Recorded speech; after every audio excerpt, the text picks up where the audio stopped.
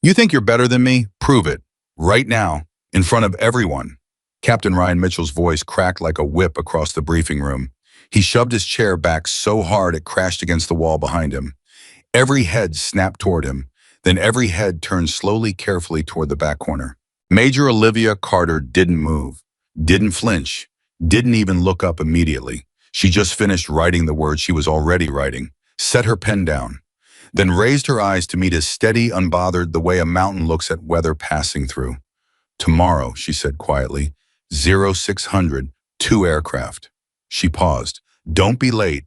30 pilots held their breath because every veteran in that room already knew something the rookie didn't. That woman in the back corner had survived situations that killed lesser pilots without instruments, without communication, without anything except the mind behind her eyes.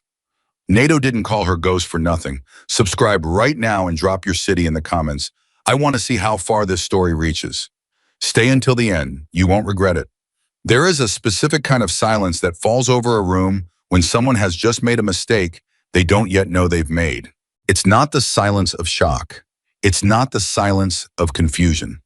It's the silence of collective awareness, the moment when every person in a room understands the weight of what just happened, except for the one person who caused it. That was the silence that filled Briefing Room C at Nellis Air Force Base on a Tuesday morning in October at exactly 0840 hours, when Captain Ryan Mitchell opened his mouth and said the words that would define the next chapter of his career, for better or for worse.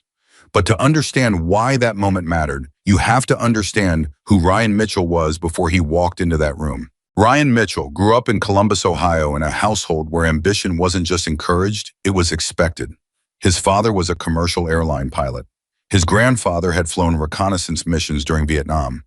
Aviation wasn't a dream Ryan chose. It was a language spoken inside his bones before he ever knew what language meant. By the time he was 17, Ryan had logged more hours in small-engine aircraft than most adults twice his age. By 19, he had his private pilot's license. By 22, he had a full scholarship to the United States Air Force Academy, where he graduated second in his class and received his commission as a second lieutenant with 3 faculty commendations and a reputation that preceded him into every room. I was brilliant. There was no denying that. His instructors said so. His test scores confirmed it. His performance in simulation after simulation placed him in the top percentile of an already exceptional cohort of pilots. But brilliance, Ryan Mitchell would eventually learn, as a tool, and like every tool, its value depends entirely on the hand that holds it and the wisdom behind that hand. Ryan arrived at the 57th Wing at Nellis with the kind of confidence that doesn't ask permission. He walked into rooms expecting to be noticed. He engaged in briefings, expecting his contributions to be recognized. He sat in training sessions already calculating how quickly he could move past the material being taught to him and into the operational assignments that he believed were his natural destination. He flew the F-35A Lightning II the way he approached everything, with precision, with aggression, and with an unshakable belief that the aircraft's advanced systems and his own analytical mind were a combination that nothing in the sky could match. The jet thinks faster than any pilot, he told a fellow junior officer during lunch in the first week. The pilot's job is to think faster than the jet. He believed that completely. He had built his entire professional identity around it. And in many ways, he wasn't wrong. The F-35A was a technological marvel. Its sensors could track targets beyond visual range. Its electronic warfare capabilities could disrupt enemy systems before an enemy ever knew it was being targeted. Its data link architecture could share real-time battlefield information between multiple aircraft, simultaneously creating a picture of the sky that no single pilot's eyes could replicate. Ryan understood all of that at a level that impressed even senior instructors. He wasn't just a talented pilot. He was a student of the machine, someone who had poured hundreds of hours into understanding not just how to fly the F-35, but why it worked the way it did, what its limitations were, and how to exploit its capabilities to maximum effect. That knowledge was real, but knowledge without wisdom is a very dangerous thing. And Ryan Mitchell, in those early weeks at Nellis, had not yet been introduced to the difference. The first time he heard the name Olivia Carter, it came from a senior enlisted crew chief named Sergeant First Class Marcus Webb, who was helping Ryan pre-flight his aircraft during his 3rd week at the base. You know, Major Carter's bird is 2 spots down from yours, Webb said, nodding toward an F-35A parked further along the flight line. Ryan barely looked up from the checklist in his hand. Who Major Carter? Webb said the name the way people say the names of things that require respect, carefully, with deliberate weight. She's in the 64th. Been here 3 years. Before that, she was attached to a NATO Joint Air Operations Group in Europe. Ryan glanced briefly at the aircraft 2 spots down. It looked like every other jet on the line. Any good? Webb paused in what he was doing. It was a short pause, less than 2 seconds. But it was the kind of pause that carries meaning, the kind that says more than whatever words come after it. Yeah, Webb said finally, she's good. Ryan noted the pause, filed it away, didn't pursue it. He had his own record to build. The squadron briefings at the 57th Wing were held 3 times per week in a rectangular room that smelled like bad coffee and aging upholstery. Approximately 30 pilots attended each session, ranging from junior officers like Ryan to seasoned veterans with multiple combat deployments. The briefings covered everything from tactical doctrine updates to exercise planning to after-action reviews of recent training events.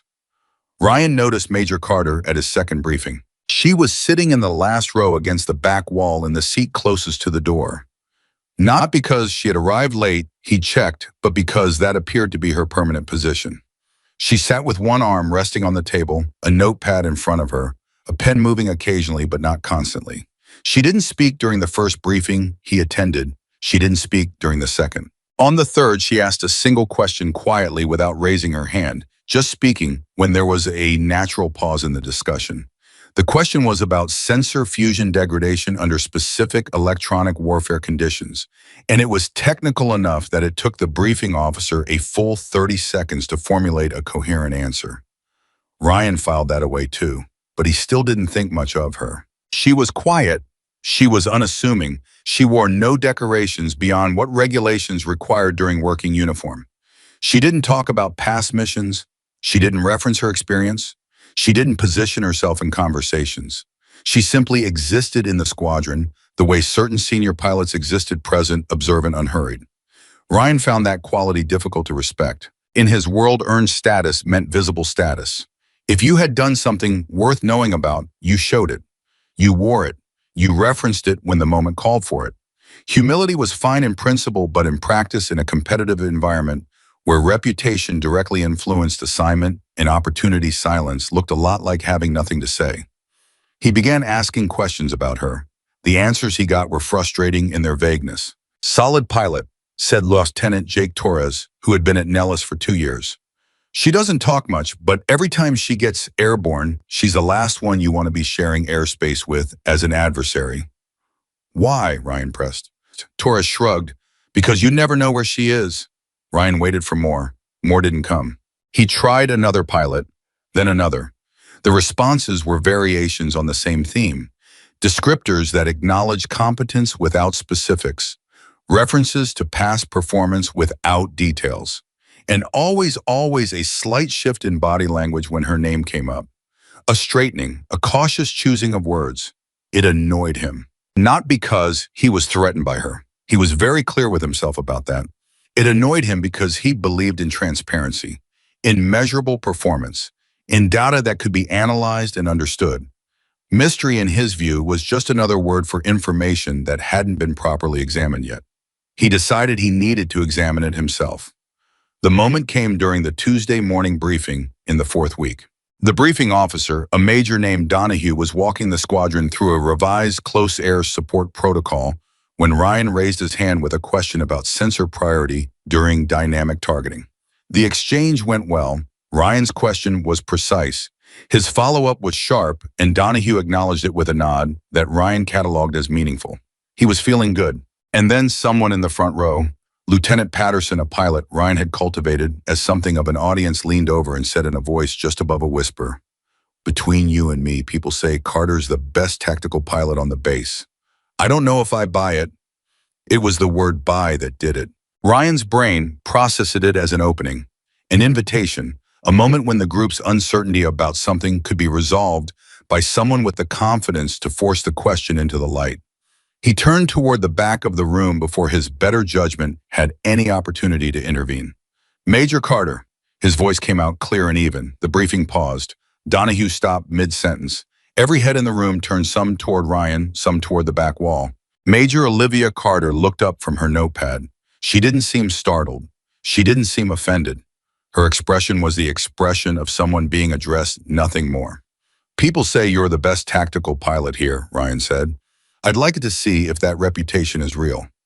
There it was, out loud, in front of 30 people. No way to walk it back.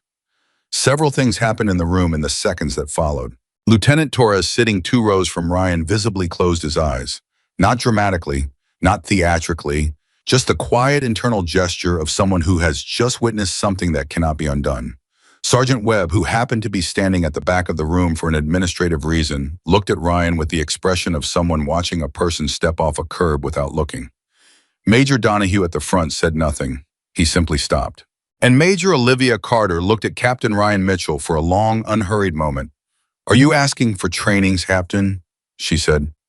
Her voice was calm, not cold, not warm, just level, the voice of someone who has long since stopped being surprised by the things people say. Ryan felt the eyes of 30 pilots on his back. He kept his posture easy, relaxed. "No, ma'am, I'm asking for a demonstration." A few pilots in the room shifted in their seats. No one spoke. Olivia held his gaze for what felt to Ryan like an unreasonable amount of time. He held hers. Neither looked away. Then she set her pen down on the notepad with a quiet, deliberate sound. She turned back toward Donahue. "Major, I apologize for the interruption. We can finish the briefing." "Major Carter," Ryan said, and his voice had something in it now, not rudeness exactly, but the pressure of a man who does not like being managed. "I made a direct request." Another beat of silence. Olivia turned back to him, and something in her eyes shifted, not to anger, not to amusement, not to any of the emotions Ryan was prepared to read and respond to. It was something quieter than all of those things. Something that looked, if Ryan had been paying closer attention, remarkably, like recognition, the way a chess player looks when an opponent makes a bold move that reveals more about their vulnerabilities than their strength. "Tomorrow," she said, 0600, 2 aircraft, one-on-one evaluation. She held his eyes for exactly 1 more second. "Sleep well, Captain." Then she picked up her pen and turned back to her notepad. The briefing resumed. Ryan turned back to the front of the room and felt the satisfaction of someone who had succeeded at something. The challenge had been issued. The response had been received. Tomorrow would settle the question that nobody in this room had been willing to ask out loud. He was convinced of that. What he was not yet capable of understanding was what Sergeant Webb understood the moment Olivia accepted the challenge. Webb slipped out of the briefing room before it ended. Standing alone in the hallway, he shook his head slowly. "Lord have mercy on that boy," he said to no one in particular, because Marcus Webb had been a crew chief for 22 years. He had seen pilots come and go. He had seen records broken and ambitions humbled. He had watched young talent collide with experience and almost always walk away changed by the impact. But he had never, not once in the 22 years, seen anyone walk away from a confrontation with Olivia Carter looking better than they did going in. Not a single one. Ryan Mitchell, for all his brilliance, had just done the one thing that every veteran at Nellis knew better than to do. He had announced in front of witnesses that he didn't believe in the ghost, and the ghost had heard him. That night, Ryan prepared for the morning training flight with the same methodical precision he applied to everything. He reviewed F-35A performance envelopes. He studied tactical maneuvering data. He analyzed historical one-on-one engagement records from Red Flag and other advanced training exercises at Nellis. He built a mental model of the kind of pilot Olivia Carter likely was based on the information available to him. Experienced pilot, methodical, patient, probably relied on position and timing rather than raw energy maneuvering. Best counterforce in energy fight early. Drive her into corners where decision-making speed mattered more than experience. He went to bed feeling prepared. He wasn't scared. He wasn't nervous. He was exactly what he had been every morning for as long as he could remember. Ready, or so he believed. Meanwhile, on the other side of the base, in a small office in the 64th Aggressor Squadron's administrative building, Olivia Carter sat at her desk with a single sheet of paper in front of her. She wasn't reviewing performance data. She wasn't studying Ryan Mitchell's training record, though she had briefly glanced at it that afternoon. She was writing a letter. It was a letter she wrote regularly once a month, usually to a retired Air Force general named William Hargrove, who had been her first flight commander nearly 15 years ago. Hargrove lived in Tucson now, and he wrote back by hand, which Olivia found quietly remarkable in a world where everything else moved at the speed of digital transmission. Tonight's letter was short. She told him that she'd had an interesting day, that a talented young captain with genuine ability had challenged her publicly the way young pilots did when they confused courage with readiness. She told him she wasn't angry about it. She said she found it, if anything, familiar. She reminded herself in writing of something Hargrove had told her once. I had said, "The best thing that ever happened to me was losing badly to someone I didn't think could beat me. Not because losing felt good. It doesn't. But because it broke open a part of my mind that I didn't even know was closed." Olivia looked at that sentence for a moment after she wrote it. Then she finished the letter, folded it, addressed the envelope, and went to bed. She did not review any tactics. She did not analyze Ryan Mitchell's profile. She did not think about the engagement at all. She slept 7 hours. At 05:45, she was on the flight line. Ryan was already there when she arrived. He was standing near his aircraft in full flight gear, doing a methodical pre-flight walk-around, checking control surfaces, inspecting intake edges, reading the aircraft the way a careful pilot reads a machine before trusting it with his life. Olivia noticed his technique. It was precise. It was thorough. It was good. She noticed that without any need to revise her impression of him. She had already known he was technically capable.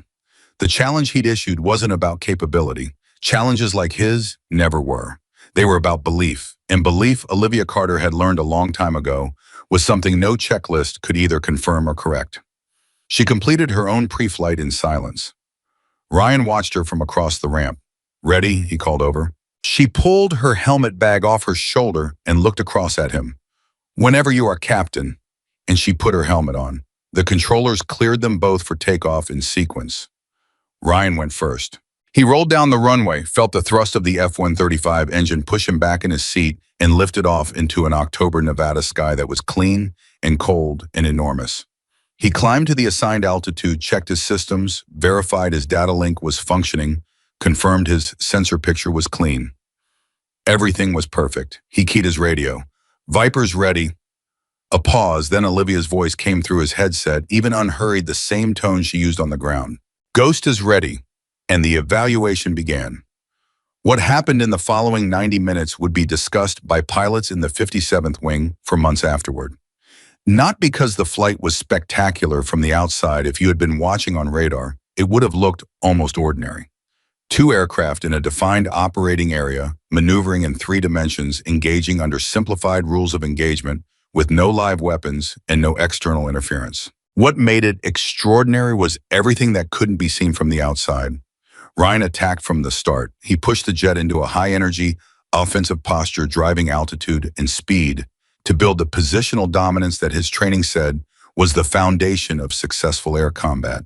He pressed the attack with purpose, using his helmet-mounted display to slave his sensors to a targeting solution that his systems said was valid and closing. He had her bracketed in less than 40 seconds. Or he thought he did. His radar return was clean. His targeting data was updating. His systems showed a valid engagement opportunity at a range that left him comfortable margin. He pressed the commit, and the target disappeared. Not gradually, not with any transition that his instruments could explain. One moment his sensors showed a clear picture. The next moment, the picture was gone. Not reduced gone, his radar was showing false contacts. His electronic warfare systems were generating warnings about conditions that hadn't existed 5 seconds earlier. His brain, trained to trust the machine, tried to interpret the data. Nothing was coherent. "What?" he said aloud, not keying the radio. Just a word into the interior of his cockpit, the sound a person makes when reality declines to cooperate with expectation. He pulled his eyes up from the displays and looked out the canopy. The sky was empty, and in his earpiece her voice came through quiet, almost conversational. "Captain Mitchell, what are you looking at?" He hesitated. "Only a half second. But a half second in a cockpit at those speeds is a geological era." "My sensors," he said. Silence. "Then that's your problem." He searched the sky with his eyes. Forward quarter, high, low, left and right, Nothing. The aircraft around him, the entire visual hemisphere he could access from the cockpit, was empty of anything that looked like an F-35. He checked his systems again. The picture was still confused, still generating conflicting data, still refusing to resolve into the clear tactical image that he had been taught to trust. His heart rate had elevated. He was aware of that. He tracked it the way he tracked everything as data to be managed. He wasn't afraid, but he was for the first time in any cockpit uncertain. And then it happened. Not from below, not from the front, from directly above and behind him, the one sector of sky that his aggressive offensive positioning had left completely exposed. An F-35A descended into his blind spot with a precision that wasn't accidental. That wasn't lucky. That was the product of a mind that had been watching his movements, mapping his tendencies, and waiting with extraordinary patience for exactly the right moment. The radio crackled. Guns, guns, guns. 3 words. In air combat terminology, 3 words that end an engagement. Ryan's jaw tightened. Heed his radio. Request a reset, he said. Your call, Captain, she said. They reset, and he tried again. He tried a different approach this time, more conservative, less committed to early aggression, more deliberate about energy management. He told himself he had identified the problem. He told himself he knew what to fix. The result was the same. I wasn't in position for 30 seconds before his tactical picture dissolved again into confusion and noise. And before he had processed what was happening, the same voice came through his headset. Guns, guns, guns. Ryan landed that morning a man who had not yet decided whether he was humbled or humiliated. He sat in his cockpit after the engine spooled down and the canopy lifted. The Nevada air was cold on his face.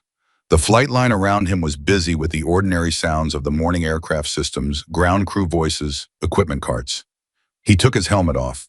He looked at the aircraft 2 spots down the ramp, where Olivia Carter was going through her post-flight shutdown with the same unhurried efficiency she'd brought to the pre-flight. Ryan Mitchell had been beaten twice in one morning by a pilot who had never once raised her voice, never once pushed her aircraft beyond what the flight parameters called for, and never once, not once, shown even the slightest sign of urgency. He replayed the engagements in his mind with the mechanical precision of a brain that was very good at analysis. He found the technical explanation. He was sure of it. Sensor management, electronic emissions discipline, some form of positioning technique he hadn't fully considered. But underneath the technical explanation, beneath the layer of analysis where his mind was most comfortable, something else was happening, something that didn't have a term in any flight manual. It was the first crack, the first hairline fracture in a certainty he had never once questioned. He climbed out of the cockpit and started walking toward the debrief building. And in that walk, 47 steps across a concrete ramp on a cold October morning at Nellis Air Force Base, Ryan Mitchell was not yet changed.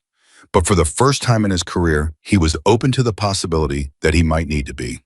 That was the beginning. It was not by any measure a comfortable beginning, but then nothing that matters ever is. Ryan Mitchell did not sleep well that night. He would not have admitted that to anyone. Not to Lieutenant Torres, who had texted him at 9:30 that evening with a message that said simply, "You good man." Not to his father, who he called every Sunday and who would have heard something unfamiliar in his son's voice and pushed until it came out. Not to anyone. But the truth was somewhere around 2 in the morning, he gave up on sleeping and sat at the small desk in his quarters with his tablet propped in front of him, reviewing F-35A combat maneuvering data in the dark, trying to find the technical answer to a question that was bothering him more than he wanted to acknowledge. He ran the engagement back in his mind for the 100th time. The moment his sensors dissolved, the moment his radar picture went from clean and coherent to noise and confusion in the span of a breath.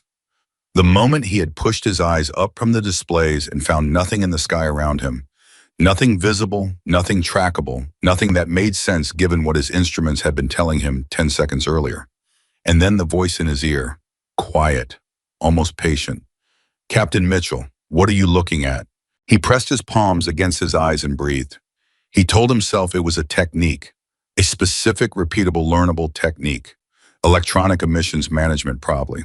Some combination of aspect, angle, and maneuver timing that reduced radar cross-section below detectable threshold at the critical moment. something that could be studied, broken down, replicated in simulation, and understood. He told himself that because understanding something meant you could defeat it. And he needed to believe that defeating Olivia Carter was still possible, because the alternative, the possibility that she had done something to him that lived outside the domain of technique, was a thought his mind refused to land on for more than a fraction of a second before sliding away from it.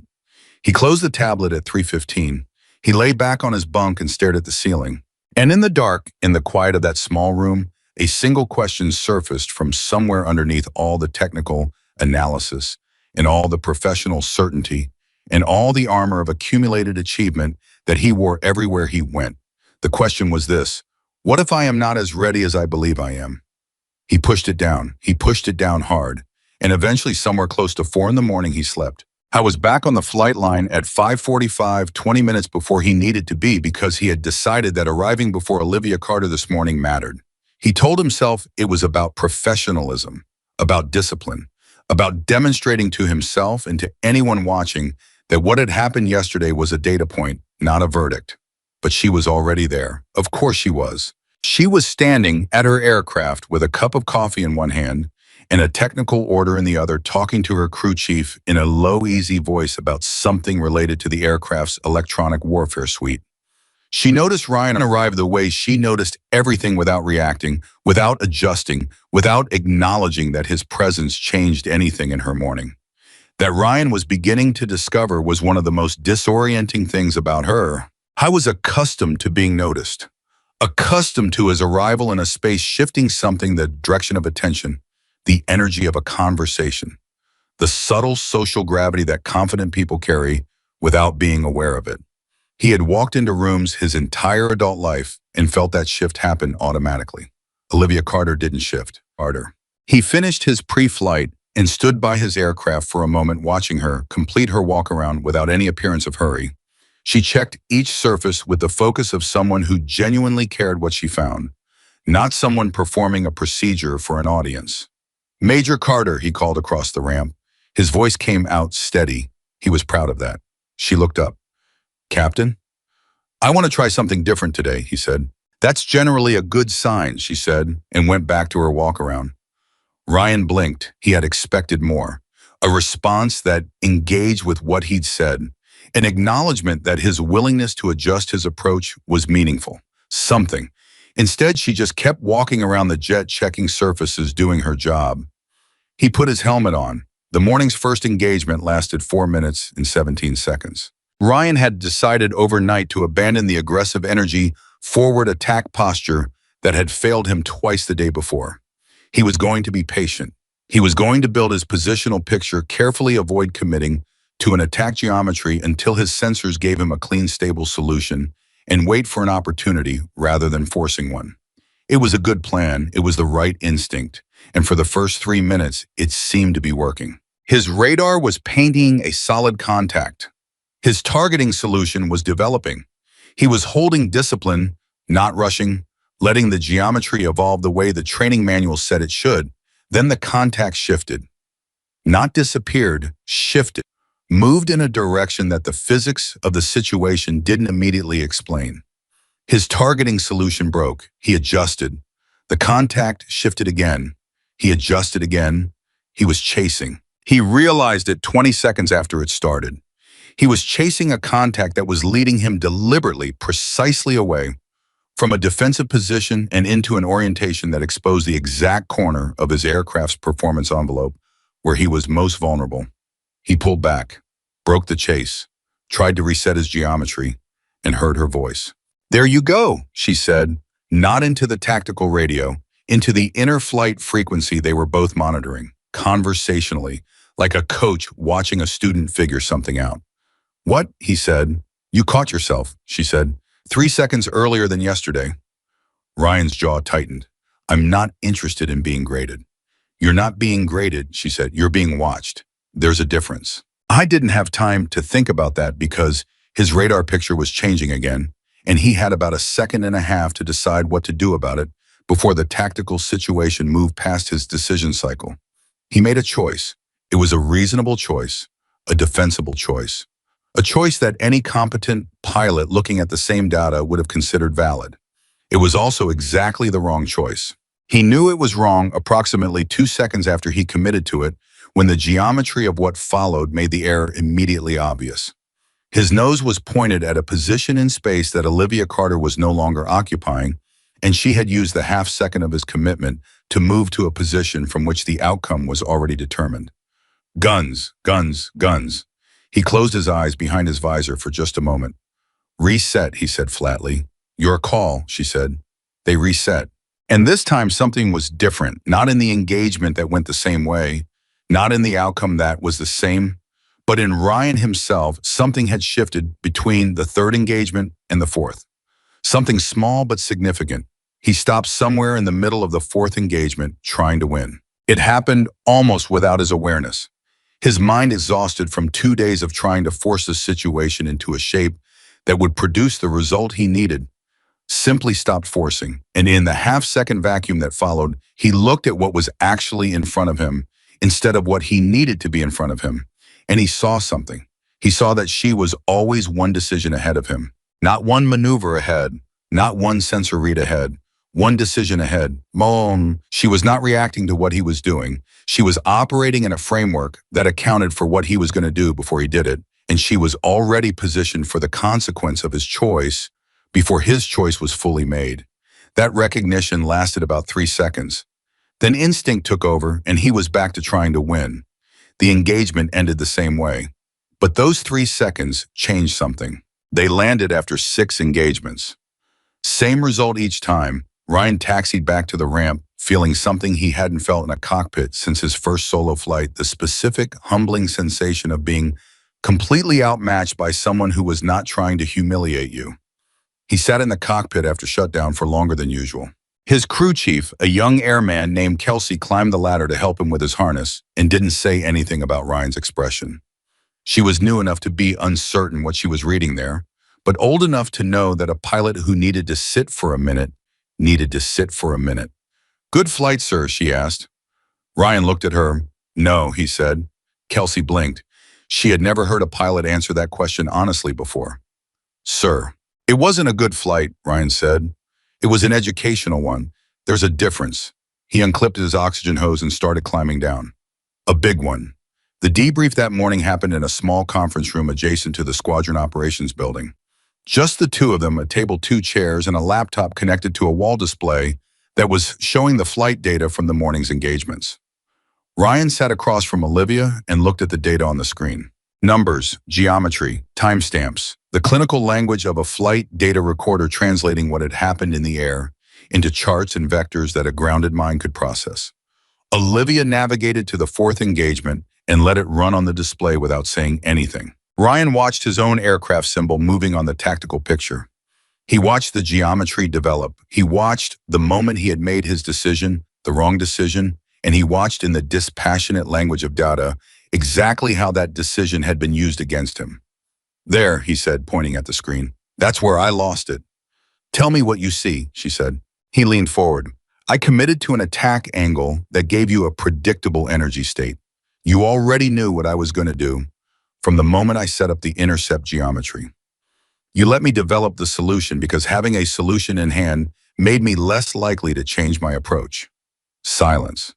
And then you moved, Ryan continued, not away from me, across me, changed the relative geometry just enough that my committed attack angle became a liability instead of an asset. Olivia nodded slowly, not enthusiastically, just once. The nod of someone confirming that a student has gotten the answer approximately right. What else, she said. Ryan thought about it. My systems were telling me the solution was valid, right up until the moment it wasn't. Why did you trust them? Because they were right every other time. He heard how that sounded as soon as he said it. That's not an answer, is it? It's an honest answer, she said. That's different from a useful one. Ryan leaned back in his chair and looked at the ceiling for a moment. You're going to tell me I was trusting the machine more than my own judgment. I'm not going to tell you anything, she said. I'm going to ask you what you think happened. He brought his eyes back down to her. Why do you do that? He said. Do what? Answer every question with a question. Every time I get close to something, you deflect. You don't give me the answer. She looked at him steadily. Because the answers I give you won't change how you fly. The answers you find will. Ryan stared at her. He wanted to argue with that. He genuinely wanted to push back on it because it sounded like the kind of thing people said when they didn't want to be directly accountable for a claim. But something stopped him. Something in the clarity of the way she said it, not defensively, not philosophically, but as a simple statement of operational fact, the way you'd describe a performance characteristic of an aircraft. He looked back at the screen. The machine showed me what I wanted to see, he said slowly. And I let it, because I was confident in the machine and confident in myself, and that combination of confidence meant I wasn't questioning anything. Olivia picked up her coffee cup, said nothing. And you knew that, Ryan continued. You knew the moment you looked at how I was setting up that first engagement. You knew exactly what I was going to do and exactly why I was going to do it. I had a working hypothesis, she said. You confirmed it. Ryan looked at her sharply. When in this briefing room, when you challenged me publicly, the room was very quiet for a moment. That told you something about how I fly. It told me something about how you think, she said. How you fly is downstream of that. Ryan processed that for several seconds. Then what did it tell you? She set the coffee cup down. It told me you believe that confidence and competence are the same thing. That if you feel certain enough, the outcome will follow. It's a common belief in the talented pilots. It works well until it doesn't. And then, he said, and then it gets you killed, she said very quietly. Or it gets the people flying beside you killed, which is worse. The word killed sat in the room between them with a weight that neither of them immediately moved to acknowledge. Ryan looked at the table.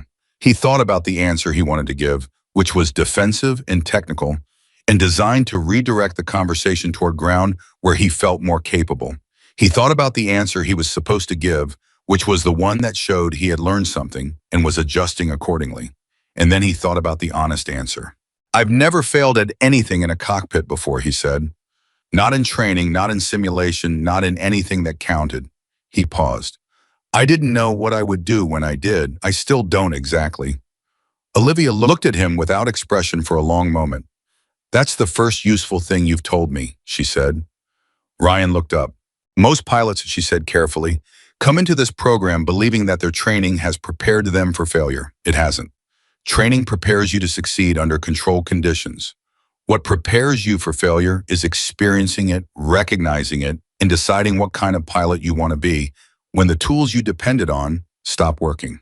She let that sit. Then she said, do you want to know why NATO pilots called me Ghost? The question was asked without drama, without the air of someone unveiling a revelation. Just a direct question offered the way you'd offer someone a fact that might be useful to them. Ryan looked at her. Yes, he said. Not today, she said. She stood up, closed the laptop, picked up her coffee cup. Fly with me again tomorrow. Bring a different question than the ones you've been asking. What question should I be asking? She walked to the door. That's the one you need to find by herself, and she left. Ryan sat alone in the conference room with the dark screen of the laptop and the flight data that was no longer visible, and the specific unsettling feeling of someone who has been given a piece of information without being told what it means yet. He stayed in that chair for 20 minutes. Then he went back to his quarters, ate lunch without tasting it, and spent the afternoon doing something he had not done since his first weeks in the F-35 training program. He read the manual. Not the performance section, not the weapons employment section, not the sections he'd memorized during qualification training. He read the section on systems limitations, the section on conditions under which sensor data became unreliable, the section on electronic warfare degradation, and what pilots were supposed to do at a fundamental procedural level when their technological picture was compromised. He read it like someone who had not read it before, because in the way that mattered, he hadn't. He had read it the first time as information to be absorbed and stored, categorized and filed away against a future need. He read it now as a description of something he had personally experienced, and the gap between those two readings was wider than he would have believed possible 2 days ago. He was still reading when Torres knocked on his door at 6:30. Hey, Torres said, leaning in the doorframe. You eating tonight? Yeah. Ryan set the manual down. Give me 5 minutes. Torres looked at the manual on Ryan's desk, looked at Ryan. You doing okay? I'm fine. Torres nodded slowly with the expression of someone who knew that fine was not a description of the current situation, but also knew not to push. Carter's tough, he said. I saw you two heading to debrief this morning. She's better than I thought, Ryan said. The words came out without resistance, which surprised him slightly. A lot better. Torres leaned against the doorframe. Yeah, he said. She usually is. You knew, Ryan said. Not an accusation, just a statement. Everybody knew, Torres said, but you wouldn't have listened. Ryan picked up his jacket. No, he said, I wouldn't have. He meant that honestly. That was the difference between the Ryan Mitchell who had walked into the briefing room 2 days ago and the Ryan Mitchell who was walking out of his quarters now. Not that he had lost, not that he had been embarrassed in front of the squadron, not that Olivia Carter had proven something he hadn't expected. It was that he had said a true thing about himself and felt no particular need to immediately replace it with something more comfortable. That night at dinner, 4 or 5 pilots were sitting at a long table in the squadron dining facility when Ryan and Torres arrived. The conversation paused briefly when Ryan sat down. The pause of people who have been talking about someone and haven't quite finished adjusting their behavior now that the person is present. Ryan noticed it. He picked up his fork and said to no one in particular, anyone know where Carter trained before the 64th? Another pause. This one different, more careful. A pilot named Brennan, who Ryan knew as quiet and observant, looked up from his food. She did a tour with a NATO Joint Operations Unit in Europe. Classified assignment. Before that, she was at a forward operating squadron somewhere in the Middle East, but I don't know the details. She ever talk about it? Ryan asked. The table was quiet for a moment in a specific way. The way that happens when a group of people all know something and are collectively uncertain about whether to share it. Brennan set down his fork. You've heard of Operation Nightfall, he said. Ryan shook his head. Most people haven't. It's not something that made the news. It was a NATO air operation in Eastern Europe maybe 4 years ago. Small scale, classified. The kind of thing that gets a 1-paragraph mention in a classified after action and nothing else. He paused. A flight of F-35s was tasked with an escort mission in contested airspace. Enemy electronic warfare systems hit them hard. Multiple aircraft lost their sensor pictures. Communications were degraded. One pilot lost navigational reference almost completely. The table was very quiet. What happened? Ryan asked. Brennan picked up his fork again. She came home, he said simply. The others in the flight followed her back because she was the only one who still seemed to know where she was. Flew 50 minutes in degraded electronic conditions, no reliable sensor picture, enemy air defense systems active in the area. He looked at Ryan. When they debriefed to her, she couldn't fully explain how she did it. Brennan said, she just said she flew the jet. Ryan said nothing. That's when the NATO pilots started calling her Ghost, Brennan said, because they couldn't track her and their enemies couldn't either. And she flew through a situation where every piece of technology that was supposed to keep her safe had failed and she came out the other side. The dining facility sounds continued around them. Trays, voices from nearby tables, the ordinary background of a working airbase. Ryan looked at his food. She told me she'd explain it tomorrow. He said, she's offering to explain it, Torres said, and something in his voice made Ryan look up. Torres was looking at him with an expression Ryan hadn't seen from him before. That's, Torres started. Ryan, in 2 years here, I've never heard her offer that to anyone. Ryan looked back at his food. He thought about the briefing room. He thought about the arrogance of what he had said and how he had said it. He thought about the specific ugliness of challenging someone publicly in a way that was designed to reduce them, and how that ugliness had not achieved anything except revealing something about himself that he was only now able to look at directly. He thought about the words she'd used. Killed. I was an idiot, he said quietly. No one at the table disagreed. No one at the table made it worse. Torres reached across and picked up the salt shaker and passed it to him without being asked, and the conversation moved on to other things, and the evening continued the way evenings do when something significant has happened and the people involved have begun the slow, unglamorous process of absorbing it. That night, Ryan went to bed at 10 and slept until 5. Ryan didn't review any tactical data before sleeping. He didn't run the engagements again. He didn't build a new strategy or formulate a new plan or try to find the analytical key that would unlock what he was missing. He just went to sleep. And when his alarm went off at 5, he got up dressed and walked to the flight line in the pre-dawn dark, and he brought with him for the first time something he had not brought to any cockpit before. Not a plan, a question. A real one. The one he had spent the previous 24 hours actually arriving at in the way that you can only arrive at a real question by first getting honest about why you've been avoiding it. The question was not technical, it was not tactical. It could not be answered by any data set or training manual or combat simulation ever developed. The question was, what do I do when everything I trust stops working? Olivia Carter was already on the flight line when he arrived. She was standing by her aircraft helmet bag in one hand, coffee in the other, looking up at the sky in the pre-dawn quiet. Not thinking exactly, not doing anything identifiable. Just standing there in the dark with the kind of stillness that belongs to people who have spent a great deal of time in situations where stillness was what kept them alive. Ryan walked to his aircraft and started his pre-flight. Halfway through, he stopped. He looked across the ramp at her. "Major Carter," he said. She looked over. "I've been thinking about the question," he said. She said nothing. Waited. "What do I do when everything I trust stops working?" he said. She looked at him for a long moment in the pre-dawn dark, the flight line sounds moving around them, the sky above, starting its slow transition from black to the dark blue that came before light. Then she said something that Ryan Mitchell would carry with him for the rest of his career. Through every cockpit he ever sat in, through every moment when systems failed and certainty dissolved, and the sky around him became something that could not be managed, only navigated. She said, "You fly the jet." 3 words. He waited for more. More didn't come. She turned back to her pre-flight. Ryan stood there for a moment. Then he turned back to his and kept going. And somewhere in the space between that exchange and the sound of 2 F-35 engines coming to life in the Nevada dark, Ryan Mitchell began, for the first time, to understand what was being offered to him. Not technique, not tactics, not the answer to a question that could be studied and memorized and applied in simulation. Something that could only be learned in the air in the dark, in the moments when the machine stopped talking and the only thing left was the person inside it. Something that no technology could teach. Something that no confidence could manufacture. Something that if he was willing to stop pretending he already had it, he might over time, with discipline and with the specific kind of humility that only comes from repeated and honest failure, actually earn. He put his helmet on, the engines came up, and he flew. He flew the jet. 3 words, that was all she had given him. And Ryan Mitchell had carried those 3 words into the cockpit that morning, like a man carrying something fragile across uneven ground.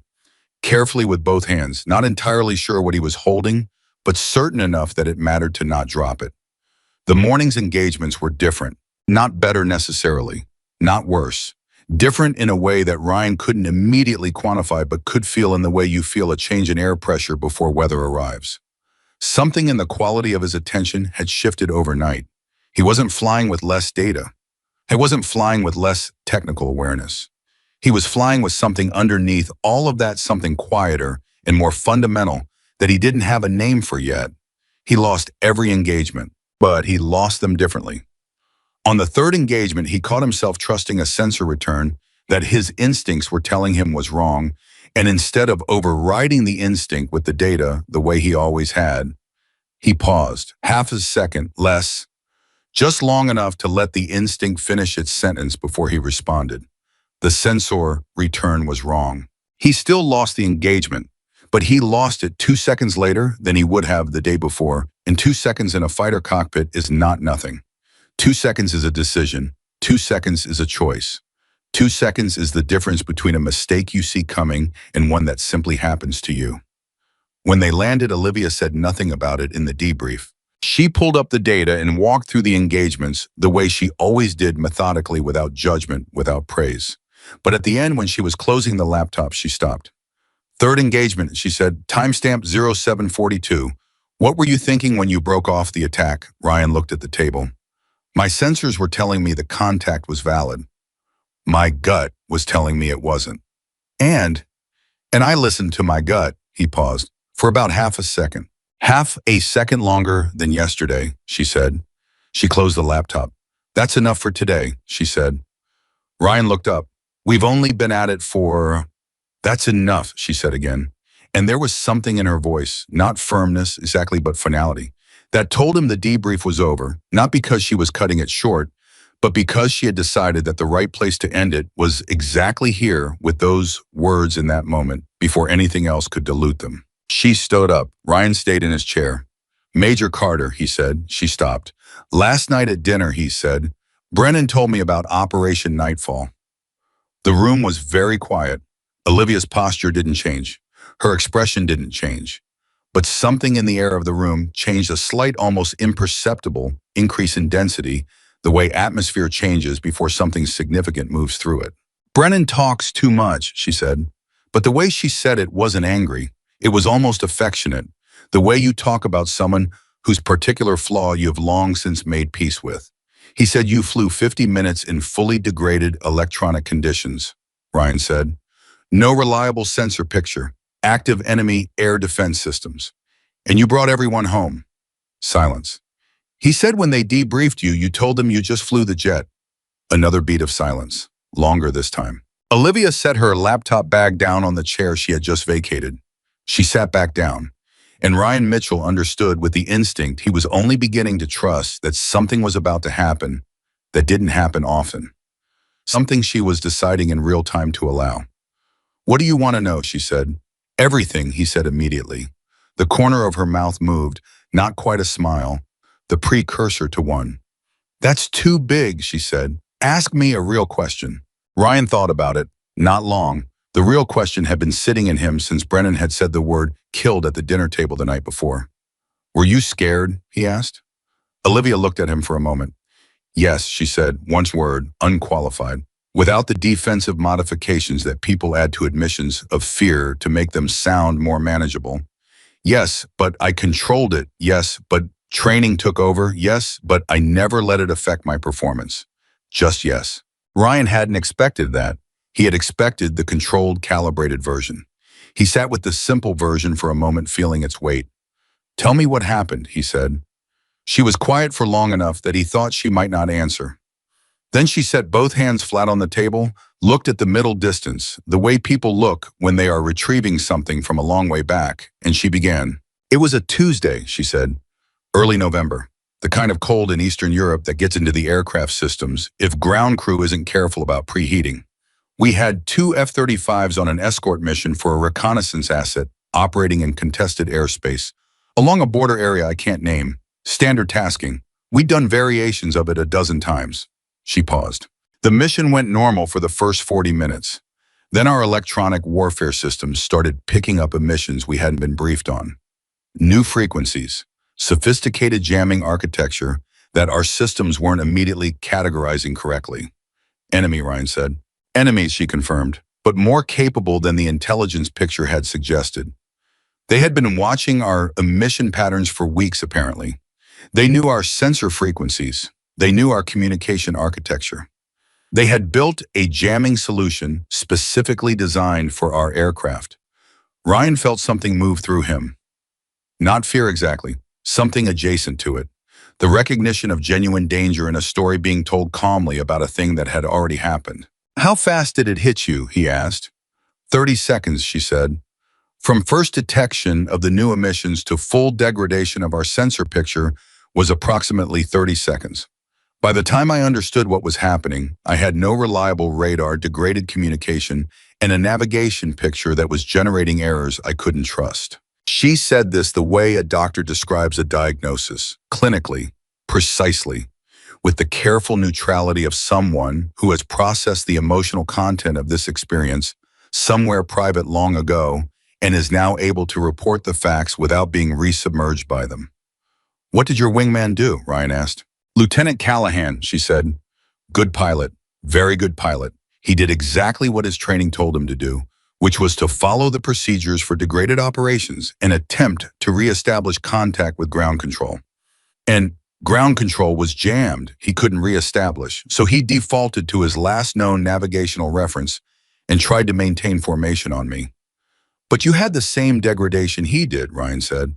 Yes, she said, I had the same degradation. My sensors were wrong. My navigation was unreliable. My communication was down. My last known position fix was aging by the second. She stopped. Ryan looked at her. What did you do? He said. She looked back at him. I flew the jet, she said. The words landed in the room differently this time, not as a philosophical concept or a training principle or a piece of wisdom offered for consideration. They landed as a description of something that had actually happened in a real aircraft in a real contested airspace with a real enemy actively trying to kill her. Talk me through it, Ryan said. His voice was quieter now. The thing that had been driving the conversation, the competitive edge, the need to understand in order to defeat, was gone. He was just listening, maybe for the first time in his career, purely listening.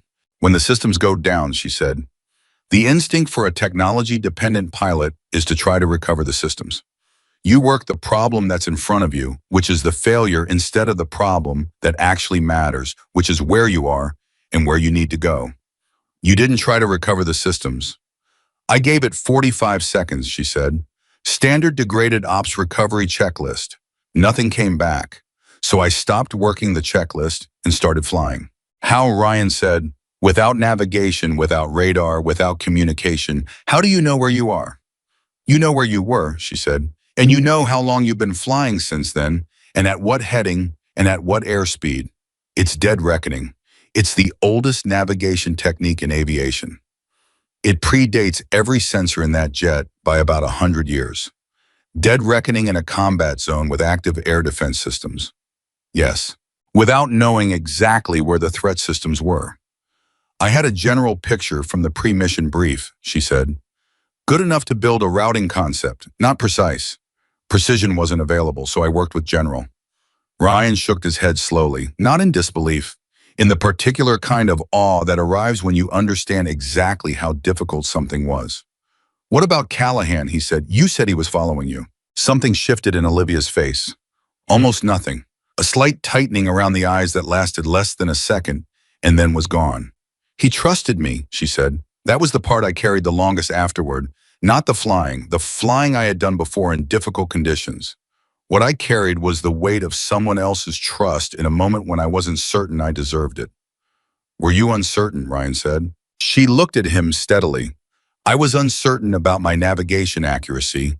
I was uncertain about the threat positioning. I was uncertain about a dozen variables that in a normal mission environment, I would have had data to resolve. She paused. I was not uncertain about flying the jet, she said. That part I was certain about. The distinction landed in Ryan like something physical. He felt it in his chest. How long were you flying blind, he asked. Fully degraded systems for 53 minutes, she said. Partial recovery at that point enough to confirm we were in the right general area.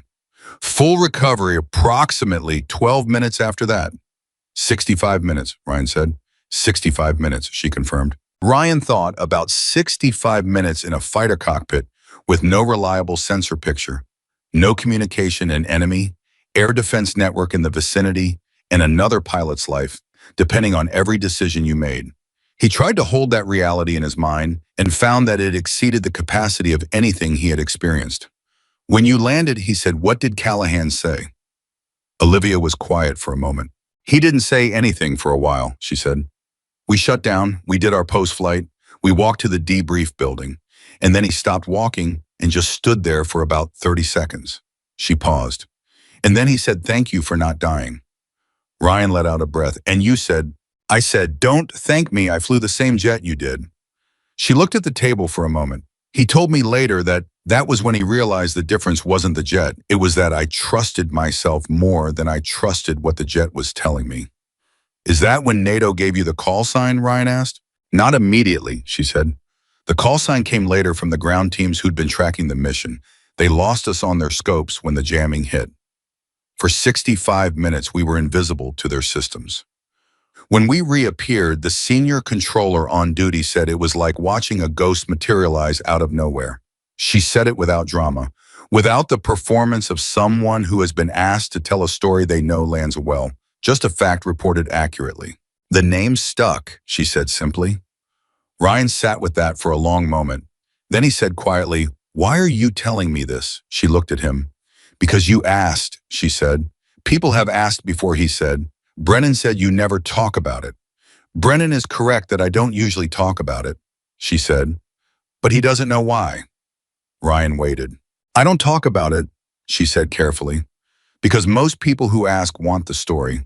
They want the drama of it. They want the version that sounds like something from a movie where the pilot is fearless and certain, and the outcome was never really in doubt. She looked at him directly. "You asked if I was scared," she said. "Nobody who wanted the movie version asked that question." They assume the answer and move on. Ryan understood. He understood it completely. He thought about all the times in his career when someone had told him about a difficult experience and he had filtered it through the lens of what he wanted to take from it rather than what they were actually saying. "What was the scariest moment?" he said specifically. She didn't hesitate.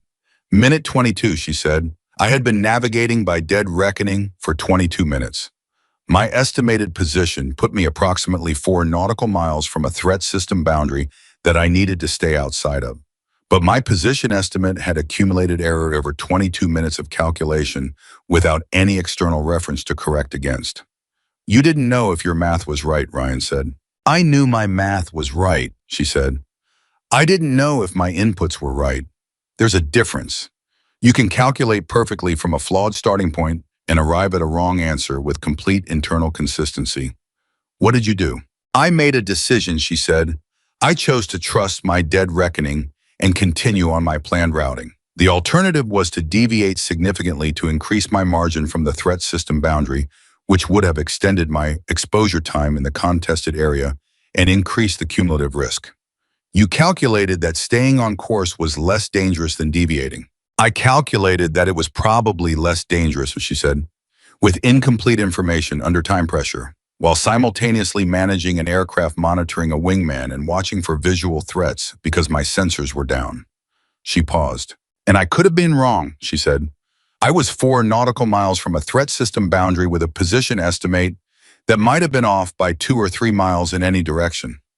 I might have been a mile inside the boundary and not known it." "But you weren't," Ryan said. "But I wasn't," she agreed. "I was where I calculated I was within acceptable error margins. The threat system never engaged." "Why not?" "Best guess is that they lost track of us in their own jamming environment," she said. "The same electronic warfare architecture that degraded our systems also created noise in their tracking picture. We were invisible to them the same way they were invisible to us." Ryan stared at the table, processing, building the picture. "So the very thing they used to try to kill you," he said slowly, "was the thing that made you invisible." "Yes," she said. He looked up. "That's why they called you Ghost," he said. "Not just because you disappeared from their scopes, because you turned their weapon into your cover." She looked at him for a moment. "Nobody has ever phrased it quite like that before," she said. "Is it accurate?" "It's accurate," she said, and something in her voice had changed, a very small thing, almost undetectable. A slight warming. The kind that happens when someone says a true thing about you in a way that costs them something to arrive at. Ryan sat with them. Then he said, "What did you learn from it?" She thought about that for a real moment. Not performing consideration, actually considering. "I learned that the most dangerous thing a pilot can carry into a cockpit," she said finally, "is not fear. It's the belief that the tools will always be there." Ryan looked at her. "Because when the tools fail," she continued, "a pilot who has always trusted them will spend critical seconds trying to recover them instead of flying the jet. And in a combat environment, those seconds are not abstract. They are concrete. They are the seconds in which something fatal happens to you or to the person flying beside you." She paused. "And I learned something else," she said, "something that took me longer to put into words." Ryan waited. "I learned that confidence built entirely on capability is fragile," she said, "because capability depends on conditions. The jet performs. The sensors function. The data is accurate. Change those conditions and the confidence collapses." She looked at him with the directness she always used, not aggressive, not challenging, just honest. "The confidence that doesn't collapse," she said, "is the kind built on knowing who you are when the conditions change, when the tools fail, when the picture is wrong, when the outcome is uncertain and you have to keep flying anyway." Ryan looked at the table for a long moment. When he looked up, something in his face was different, not broken, not humbled in the way that strips something away and leaves a void. Different the way a thing is different after it has been broken down and rebuilt with better materials in the right places. "I owe you an apology," he said. "For the challenge in the briefing room," she said. Yes. She looked at him for a moment. You already know I don't need that apology, she said. I know, he said, but I need to give it. She accepted that with a brief nod. The nod of someone who understands the difference between an apology that's for the person giving it and one that's for the person receiving it, and who respects both enough to not collapse the distinction. Can I ask you one more thing? Ryan said. Go ahead. At minute 22, he said, when you made the decision to stay on course, when you didn't know if your position estimate was accurate, when you were 4 miles from a threat system boundary that might have been right next to you, he paused. In that moment, what did you hold on to? She was quiet for a long time, the kind of quiet that Ryan was beginning to recognize as the quiet before something true. My training, she said, not the technical training, not the procedures, not the checklists. She paused. The hours, the mistakes I'd made and recovered from before any of it mattered. The times I'd been lost in weather and found my way out. The times I'd had equipment failures and improvised. The times I'd been more afraid than I wanted to admit and kept flying anyway. She looked at him. I held on to the evidence that I had already survived hard things, she said. And I told myself that the evidence was real even when the fear was telling me it wasn't enough. Ryan was quiet. That's what experience is, she said. Not the stories, not the call signs, not the reputation other people build around you. It's the private record you keep of every hard thing you've come through. It's the internal evidence you have access to when everything external stops working. She stood up. She picked up her laptop bag. And then she said something that Ryan Mitchell did not expect in a voice slightly quieter than the one she'd been using. You have some of that already, she said. More than you know. You've just been bearing it under certainty. She left. Ryan sat alone in the conference room for a long time. Outside, the flight line was going through the ordinary rhythms of mid-morning at an active air base, aircraft engines, ground equipment, voices carrying in the cold air. The sounds of a place where people showed up every day and did dangerous things and tried to be ready for the moment, when dangerous things exceeded what they were prepared for. I thought about his father, who had spent 30 years flying commercial aircraft, and who had told him once Ryan had been maybe 15 sitting in the right seat of a small Cessna on a weekend afternoon flight, that the day he'd become a real pilot wasn't the day he'd gotten his license. It was the day he'd made a serious mistake and landed safely anyway, and understood for the first time the difference between knowing how to fly and knowing how to fly when flying gets hard. Ryan had filed that away as fatherly sentiment at the time, the kind of thing parents said to give meaning to ordinary experience. He thought about it differently now. I thought about minute 22 of a 53-minute systems failure in contested airspace over Eastern Europe. He thought about a woman who had looked at an uncertain navigation estimate in a nearby threat system, and the life of a pilot who was trusting her and had made a decision without certainty and had held on to it and had been right. Not because she was fearless, not because she was exceptional in ways ordinary pilots couldn't reach, but because she had built over years of hard flying and honest failure, a record of evidence she could trust when the instruments stopped talking. He got up from the table. He walked out of the conference room into the cold Nevada morning. Torres was standing outside waiting, not obviously waiting, doing a fair job of appearing to be checking his phone, but the effort was transparent enough that Ryan found it oddly touching. You good? Torres asked. Ryan thought about the question. Yeah, he said. I think I'm getting there. Torres fell into step beside him. She tell you about Operation Nightfall, Torres said. She told me, Ryan said. The 65 minutes. Torres was quiet for a moment. Then, what did you take from it? Ryan thought about how to answer that. He thought about the language he would have used 2 weeks ago, technical, precise frameworks and principles. He thought about the language he was only now beginning to develop access to. I took from it, he said finally, that the goal isn't to be the pilot who never gets scared. The goal is to be the pilot who keeps flying when you are. Torres looked at him sideways. She really did a number on you, he said. But the way he said it wasn't mocking.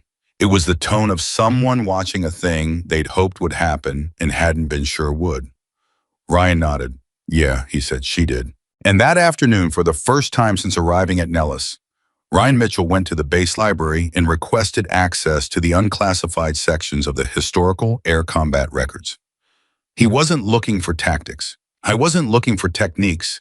He was looking for accounts written by pilots who had experienced equipment failures and degraded conditions and uncertainty and who had written afterward about what they'd held on to. He found 37 such accounts in 2 hours. He read 11 of them before dinner, and in each one threaded through the technical language and the procedural detail. In the clinical after-action reporting, he found the same thing Olivia Carter had found at minute 22 over Eastern Europe, and the same thing his father had tried to tell him over Ohio on a weekend afternoon 20 years ago. The evidence, the record, Marnt, the private accumulated proof that hard things could be survived. He was building his. One honesty brief at a time, one real question at a time, one flight at a time. And he was for the first time in his career beginning to understand that this was not a detour from becoming the pilot he wanted to be. This was the only road there. 3 weeks passed. 3 weeks of early mornings, in cold flight lines, in debriefs that ran longer than they were supposed to, because Ryan kept asking questions that didn't have short answers. 3 weeks of engagements that he still lost more often than he won, but lost differently with more awareness, more honesty, more of the specific clarity that comes when a person stops performing competence and starts actually building it. The squadron noticed, not loudly. Nobody at Nellis made a production out of watching someone change. But the pilots who shared briefing rooms and dining tables and flight lines with Ryan Mitchell over those 3 weeks observed in the quiet professional way that experienced people observe things that matter. That something fundamental had shifted in the youngest captain in the 57th Wing. He asked different questions in briefings now. Not sharper questions, necessarily. His questions had always been sharp. Different ones. Questions that started from uncertainty rather than from a conclusion he was already steering toward. Questions that revealed genuine curiosity rather than the performance of it. He listened differently too. Torres noticed it first the way close observers always do. He mentioned it to Brennan one afternoon over coffee in the operations building, and Brennan said, "I know, I saw it in the debrief last Tuesday." He let Major Donahue finish a complete thought before he responded. "That's new." Torres smiled into his coffee cup. "Carter," he said simply.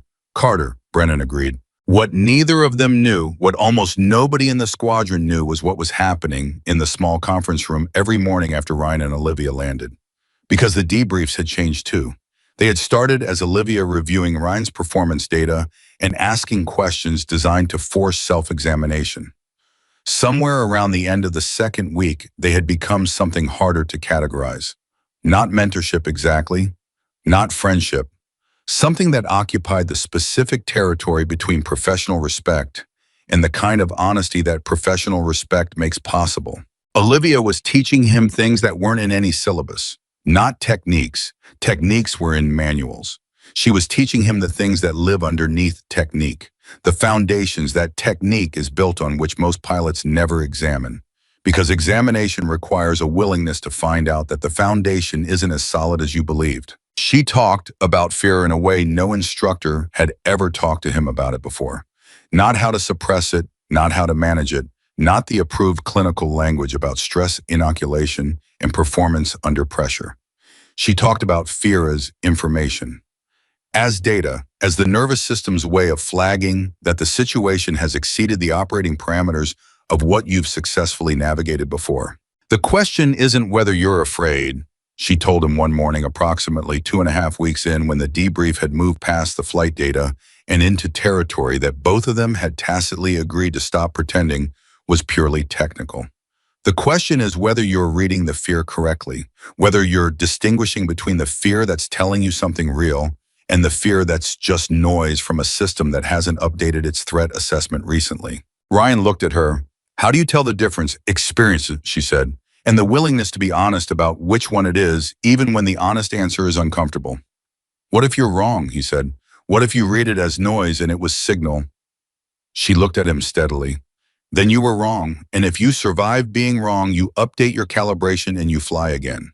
And if you didn't survive, then the conversation ends," she said simply. "That's the job. That's always been the job." The directness of that landed in him the way her directness always did, without warning, without softening, like cold water that shocks you awake and you're grateful for despite the initial unpleasantness. But the conversation that changed everything happened on a Thursday morning in the 4th week, and it didn't happen in the air, and it didn't happen in the debrief room. It happened on the flight line at 0550 Before the engine started, before the day had fully committed to being a day in the gray, half-dark of a Nevada November morning, when the cold had edges and the base was just waking up around them. Ryan was doing his pre-flight. He had reached the left main landing gear and was working through the inspection with the focused, methodical attention that had become genuinely natural to him rather than performed over the past several weeks. He heard footsteps on the ramp, not his crew chief's. The cadence was different and looked up. Olivia was walking toward him with 2 cups of coffee. She handed one to him without ceremony. Ryan took it. Thanks. She stood beside him, both of them looking at the aircraft in the pre-dawn quiet, and she said, "I got a call last night." Her voice was different. Ryan noticed it immediately. Not alarmed Olivia Carter's voice, never alarmed, but there was something carrying in it that wasn't usually there, a weight that she was handling carefully. "From who?" he said. "Colonel Hargrove," she said. "He's the operations director for a NATO joint exercise running out of Ramstein next month. He's short 2 pilots for a specific tasking element." Ryan looked at her. "He asked me to recommend someone from this squadron," she said. Ryan waited. "He specifically asked for someone who could operate in a degraded systems environment," she said. "Electronic warfare intensive scenario, high threat, the kind of tasking that requires a pilot who can maintain situational awareness and execute when the technology picture is compromised." She turned to look at him. "I told him I might have someone," she said. Ryan stood very still. "Me," he said. "I told him I might," she said again, not confirming, not qualifying, holding the space between those 2 things deliberately. "It's been 4 weeks, Ryan said. "I know how long it's been," she said. 4 weeks ago, I was losing every engagement." "You're still losing more than you're winning," she said, "but that's not what I'm evaluating." Ryan looked at her. "Then what are you evaluating?" She turned back to the aircraft. "The pilot you become when the engagement goes wrong," she said, "not the one who shows up when everything is working." Ryan held his coffee cup in both hands and felt the warmth of it in the cold morning air and tried to understand what was happening, because something was happening. He could feel the shape of it even if he couldn't see it clearly yet. "What would this tasking involve?" he said. "I can't give you details at this clearance level," she said. "What I can tell you is that it's real. Not a simulation, not a training exercise with pre-planned outcomes. It's a live NATO exercise with allied assets, adversarial force elements, and conditions that will not cooperate with whatever plan you bring into the cockpit." Ryan was quiet for a moment. "Are you going?" he said. She looked at him sideways. "I'm leading the element," she said. He understood then, not just the invitation, the whole architecture of it, what she was actually offering, which was not just a spot on an exercise roster, but a continuation of something that had started in a briefing room when he had said something arrogant out loud, and she had decided for reasons that he was only now beginning to understand to respond with education instead of dismissal. "I want to go," he said. "I know you do," she said. "That's not the question." He looked at her. "The question," she said, "is whether you're ready for the moment when it goes wrong, because it will go wrong. It always does. Not necessarily in the way you expect or in the way the exercise designers intended. It will go wrong in the specific way that this particular combination of aircraft pilots, weather adversary behavior, and accumulated decisions produces. And that way will be unique, and it will require you to do something that no simulator has prepared you for." She looked at him directly. "Fly the jet," she said. The words settled into the cold morning air. Ryan looked at his aircraft for a long moment. "I'm not the same pilot I was 4 weeks ago," he said. "No," she agreed, "you're not. But you're not sure if I'm ready." "I'm not sure anyone is ever ready," she said. "I'm asking whether you're willing." He looked at her. "Yes," he said. She nodded once, took a sip of her coffee. "I'll call Hargrove this afternoon," she said. She walked back to her aircraft. Ryan stood beside his for a moment, holding the coffee she had brought him in the pre-dawn cold of a Nevada November morning, feeling the specific quality of a life that is about to change in a way that cannot be undone or walked back from.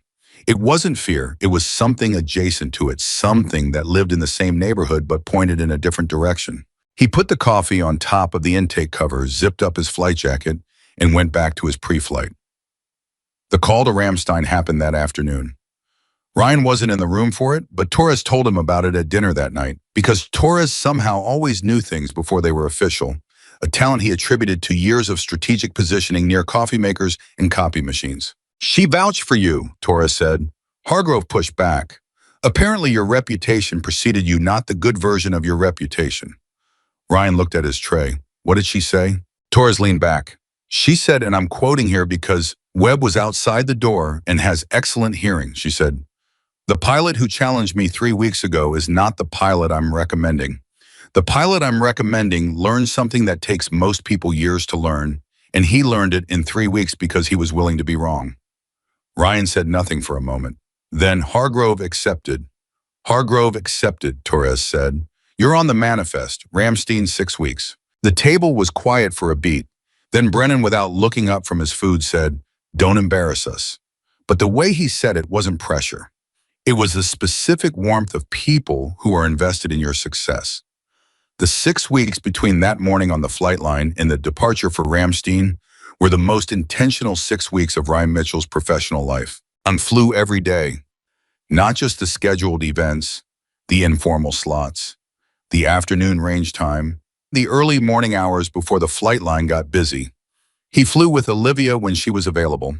He flew with other instructors when she wasn't. He flew alone, doing the kind of practice that doesn't have an audience or a grade, just a pilot in a jet, deliberately putting himself into the situations he was least comfortable with and working through them with the systematic honesty of someone who has decided that comfort is not the goal. He practiced degraded operations. He asked the maintenance crews to simulate sensor failures in the simulator so he could practice the recovery procedures until they were automatic. He worked dead reckoning until he could hold a navigation estimate within acceptable accuracy margins for 20 minutes without an external reference. He read not just manuals accounts, first-person accounts from pilots who had faced equipment failures and degraded conditions and lived to write about them. He read them looking for the specific moment in each account where the pilot had stopped fighting the failure and started flying the airplane, and he built from those accounts a mental library of what that moment looked like, felt like the internal language of it. And every morning and into the debrief room with Olivia, he brought what he was learning back into conversation. She challenged everything, not to be difficult, not to maintain some professional distance, but because she understood in a way Ryan was only beginning to understand that belief built without challenge is not belief at all. It is assumption wearing belief's clothes. An assumption at altitude in contested airspace with degraded systems and an enemy that does not fight like a simulator is the thing that gets you killed. Tell me what you'd do, she said one morning, presenting him with a scenario. You're 40 miles from the objective, your radar goes down, your data link goes down. You have one wingman whose radio is degrading. You can hear him intermittently, but you can't rely on communication. Your navigation is operating on GPS that may be spoofed. What do? Ryan thought about it for exactly as long as it required. I cross-check my inertial navigation against my last confirmed position, fix and calculate an estimated position. I switch to visual signals with my wingman standard LOSCOM procedures. We both know them. I reassess my routing to minimize exposure time in the degraded state and identify the earliest point where I can recover sensor functionality or abort the mission within safe parameters. Olivia watched him. And if your inertial navigation is also compromised, she said, then I use dead reckoning from my last confirmed fix, he said. Time heading airspeed. I track my margins carefully, and I stay conservative on anything that puts me inside a threat systems engagement envelope. And if you're not sure where the threat systems are, then I use the pre-mission intelligence picture as a baseline and I apply conservative buffers, he said. I accept a less efficient routing in exchange for a higher confidence margin. And if the conservative routing isn't available because of the tactical situation, Ryan looked at her, then I make a judgment call with incomplete information and I hold on to it. She looked at him for a long moment. Why do you hold on to it? She said. Because second-guessing a committed decision in a dynamic environment is more dangerous than being wrong about the decision, he said. If the decision was the best one available at the time with the information I had, I execute it and adjust to what develops. I don't freeze in the middle of execution because I'm suddenly uncertain. She was quiet. That's different from what you would have said 8 weeks ago, she said. I know, he said. 8 weeks ago, you would have said you'd recover the systems. 8 weeks ago, I believed that was always the right answer, he said. I thought the failure was always fixable if you worked the problem hard enough. And now, now I think some failures aren't fixable in the time you have, he said. And the pilots who understand that use the time they'd have spent trying to fix the unfixable to fly through the situation instead. Olivia picked up her coffee. Hargrove is going to test that in 6 days, she said quietly. Ryan felt the shift in the room's atmosphere, the slight change in density that happened when a conversation moved from principle to reality. Tell me about Hargrove, he said. She set the cup down. Colonel James Hargrove, 26 years flying fighters, 2 combat deployments. He was the flight commander on a mission in the early days of one of the NATO operations in the Balkans, where he lost 2 wingmen to an engagement that intelligence had rated as low risk. Ryan went still. He survived, she said. They didn't. The official finding was that the intelligence picture was inadequate. The unofficial finding, the one that Hargrove carried personally, was that he had trusted the intelligence picture too much and hadn't built in the margins that would have given his wingmen room to survive when the picture turned out to be wrong. He blamed himself, Ryan said. He accepted responsibility, she said carefully, which is different from blame. Blame is passive. What Hargrove did was decide that every pilot who ever flew with him or under his supervision was going to be prepared for the moment when the picture was wrong. He's hard on people, Ryan said. He's honest with people, she said, which feels hard if you're not used to it. Ryan thought about that. You flew with him, he said. It wasn't a question. How was my first flight? Commander, she said. He's the reason I fly the way I fly. Ryan sat back in his chair. He trained you, he said. He showed me what was possible, she said. There's a difference. The training was mine to do. He just refused to let me believe I was finished doing it before I actually was. Ryan looked at her. That's what you've been doing with me, he said. She didn't answer immediately. When she did, she said, I've been doing what he did. What someone else did for him before that, probably. It's how this works when it works. Ryan was quiet for a moment. Then he said, I want to ask you something, and I want you to answer honestly, not the way you think will serve my development best. Her expression didn't change, but her attention sharpened. He could feel it. Am I actually ready for this, he said. Ramstein, the exercise? Flying in a real degraded systems environment with allied assets and an adversarial element, and Colonel Hargrove watching everything. She held his gaze. You're not the pilot you need to be yet, she said. You won't be in 6 days. Probably not in 6 months. She paused. But you're a pilot who knows that. And a pilot who knows what he doesn't know yet is 100 times more valuable in a contested environment than one who doesn't. Ryan absorbed that. That's not a yes, he said. No, she agreed. It's something better than a yes. 6 days later, Ryan Mitchell loaded his gear onto a C-17 at Nellis with a group of 6 other pilots and 2 electronic warfare officers and flew east across the country and then across the Atlantic to Ramstein Air Base in Germany, where the air smelled different and the light came at a different angle. And the NATO exercise that Hargrove was running had been in planning for 8 months and would run for 5 days and was, as Olivia had promised, entirely real. He met Hargrove on the flight line the morning after arrival. The colonel was 61 years old and built like someone who had never quite stopped being a fighter pilot, regardless of what his rank insignia said. He had the kind of eyes that took inventory of you in the first 3 seconds of meeting without making it obvious that the inventory was happening. He shook Ryan's hand. Mitchell, he said, Carter says you've been working hard. Yes, sir, Ryan said. She also said you had a rough start, Hargrove said. Challenged her publicly in front of the squadron. Ryan held the colonel's gaze. Yes, sir, I did. What do you think about that now, Hargrove said. Ryan didn't hesitate. I think it told her everything she needed to know about what I was missing, he said. And I think she used that information better than I deserved. Hargrove studied him for a moment. He said. When he walked away. Tora, standing 2 feet behind Ryan, leaned in and said very quietly, I think that went well. Ryan wasn't sure. The first day of the exercise was orientation and mission planning. The second day was a controlled evaluation flight that Hargrove ran personally, putting each pilot through a series of standardized scenarios that were designed to assess baseline capability. Ryan flew his evaluation at 1,400 hours and performed well.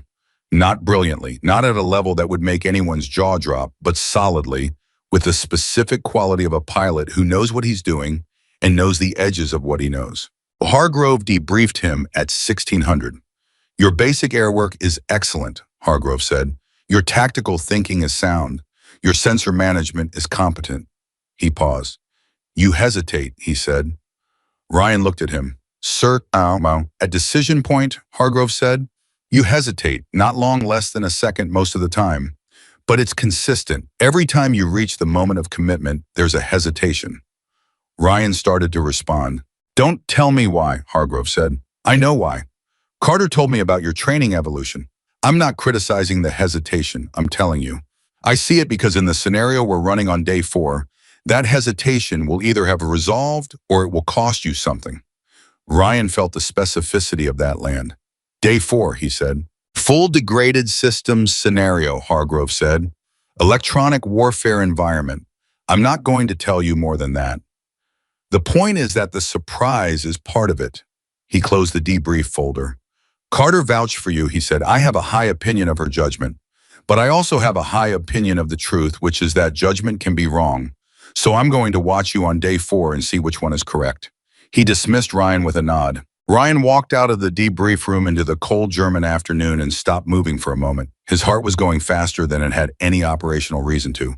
He pulled his jacket tighter. I thought about the hesitation Hargrove had identified. He knew what it was. He had known for weeks. It was the residue of the old Ryan Mitchell, the one who had challenged Olivia in the briefing room, the one who had trusted the machine completely, the one who had believed that certainty was the same as readiness. The hesitation was the moment where that old certainty used to live and the new understanding hadn't yet moved in completely. There was still a gap there, a half second where the old voice and the new one were both talking, and he hadn't yet learned to move without needing them to agree. I thought about what Olivia would say. He thought about minute 22. He thought about a woman flying 53 minutes in fully degraded conditions over Eastern Europe, holding on to the evidence of hard things survived. He pulled out his phone. He found her number. He looked at it for a moment. He typed, Hargrove says I hesitate at decision points. He's right. I don't know how to fix it in 2 days. He sent it.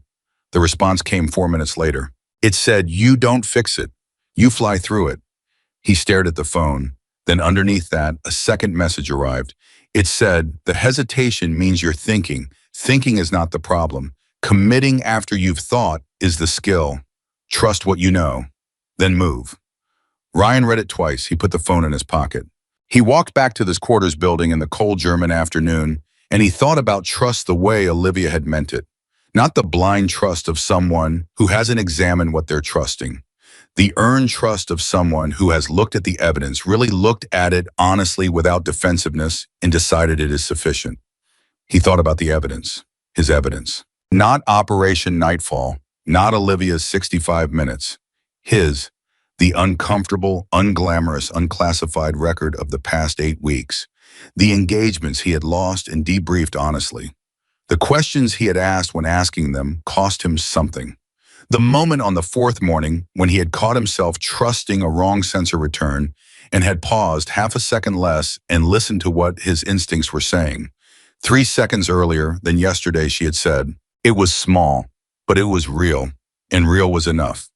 Day 4 of the exercise arrived with the specific atmosphere of something that has been waiting, the charged, pressurized quality of a situation that everyone involved knows is the one that counts. Ryan suited up at 0600. He did his pre-flight with the thoroughness that had become genuinely his own over 8 weeks of early mornings, and when he climbed into the cockpit and ran through the startup sequence.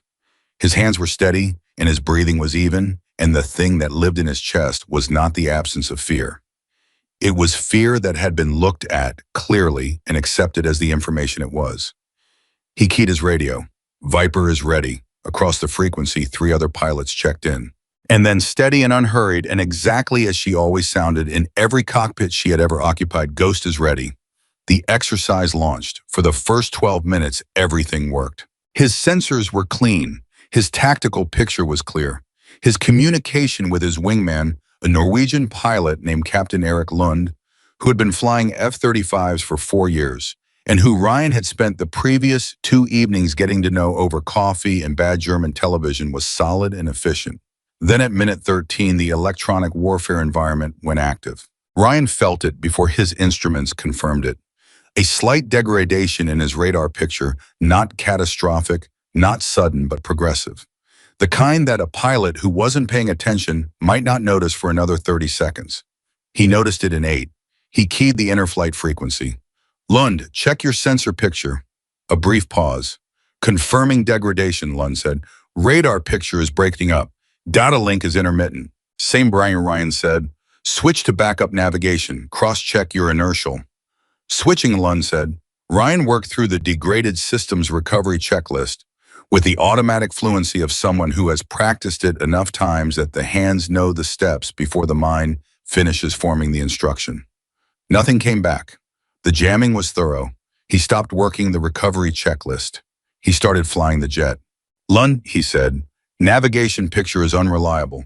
We're going to dead reckon from our last confirmed fix. Mark your timestamp and heading. Marked, Lund said. There was something in the Norwegian pilot's voice, not panic, but the elevated alertness of someone operating outside their normal comfort zone. Stay on me, Ryan said. Visual contact only. Lost comm procedures if we lose radio. Copy, Lund said. On you. Ryan ran his dead reckoning calculations with the deliberate, unhurried precision of someone who knows that speed in this calculation produces errors that compound over time. Last confirmed position, current heading, airspeed, elapsed time. He built an estimated position and held it in his mind the way Olivia had described, not as fact, but as the best available approximation of fact, to be held lightly and updated as new information became available. At minute 22 of the degraded phase, the number registered in Ryan's awareness with the specific resonance of something that had been placed there deliberately. His estimated position put him approaching the boundary of the simulated threat environment. His margin was tight, not impossible, not unworkable, but tight. And he felt the hesitation, the half-second gap where the old voice and the new one both tried to speak at once. He let them both finish. Then he moved. He adjusted his routing by 4 degrees, a conservative correction that reduced his exposure to the threat boundary while accepting a slightly less efficient approach to the objective. He did not agonize over it. He did not second-guess it after he committed. He made the call with the best information he had, and he held it, and he flew the jet. Lund held the visual formation through the adjustment without questioning it. At minute 31, partial sensor recovery. At minute 38, full recovery. Ryan completed the mission objective with Lund on his wing and flew back to Ramstein in a clear electronic environment with full sensor functionality, in a tactical picture that was clean and unambiguous, in which he looked at with the new eyes of someone who has recently been reminded of exactly how much he had been taking it for granted. He landed, he taxied back to the ramp, he shut down, and he sat in the cockpit for just a moment. Not long, not the extended stillness of someone processing something they weren't prepared for. Just a breath, one breath in a quiet cockpit in the German morning air. Then he climbed down. Hargrove was waiting on the ramp. He was standing with his hands in his jacket pockets watching Ryan descend the ladder. His expression was, as always, unreadable in the way that 26 years of flying and 2 combat deployments and the specific weight of personal loss produces in a face. Ryan walked toward him. Hargrove looked at him for a moment. The routing adjustment at minute 22 of the degraded phase, Hargrove said. Tell me your thinking. Ryan didn't hesitate. My dead reckoning estimate put me within tight margins of the threat boundary, he said. The margin was workable but not comfortable. I had error in my position, estimate that I couldn't correct for without an external reference.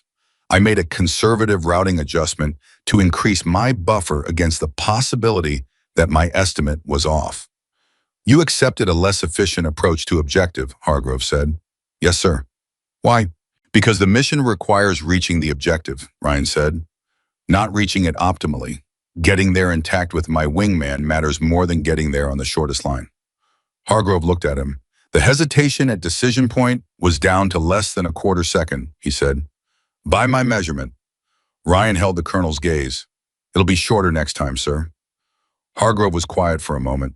Then he said, Carter was right about you.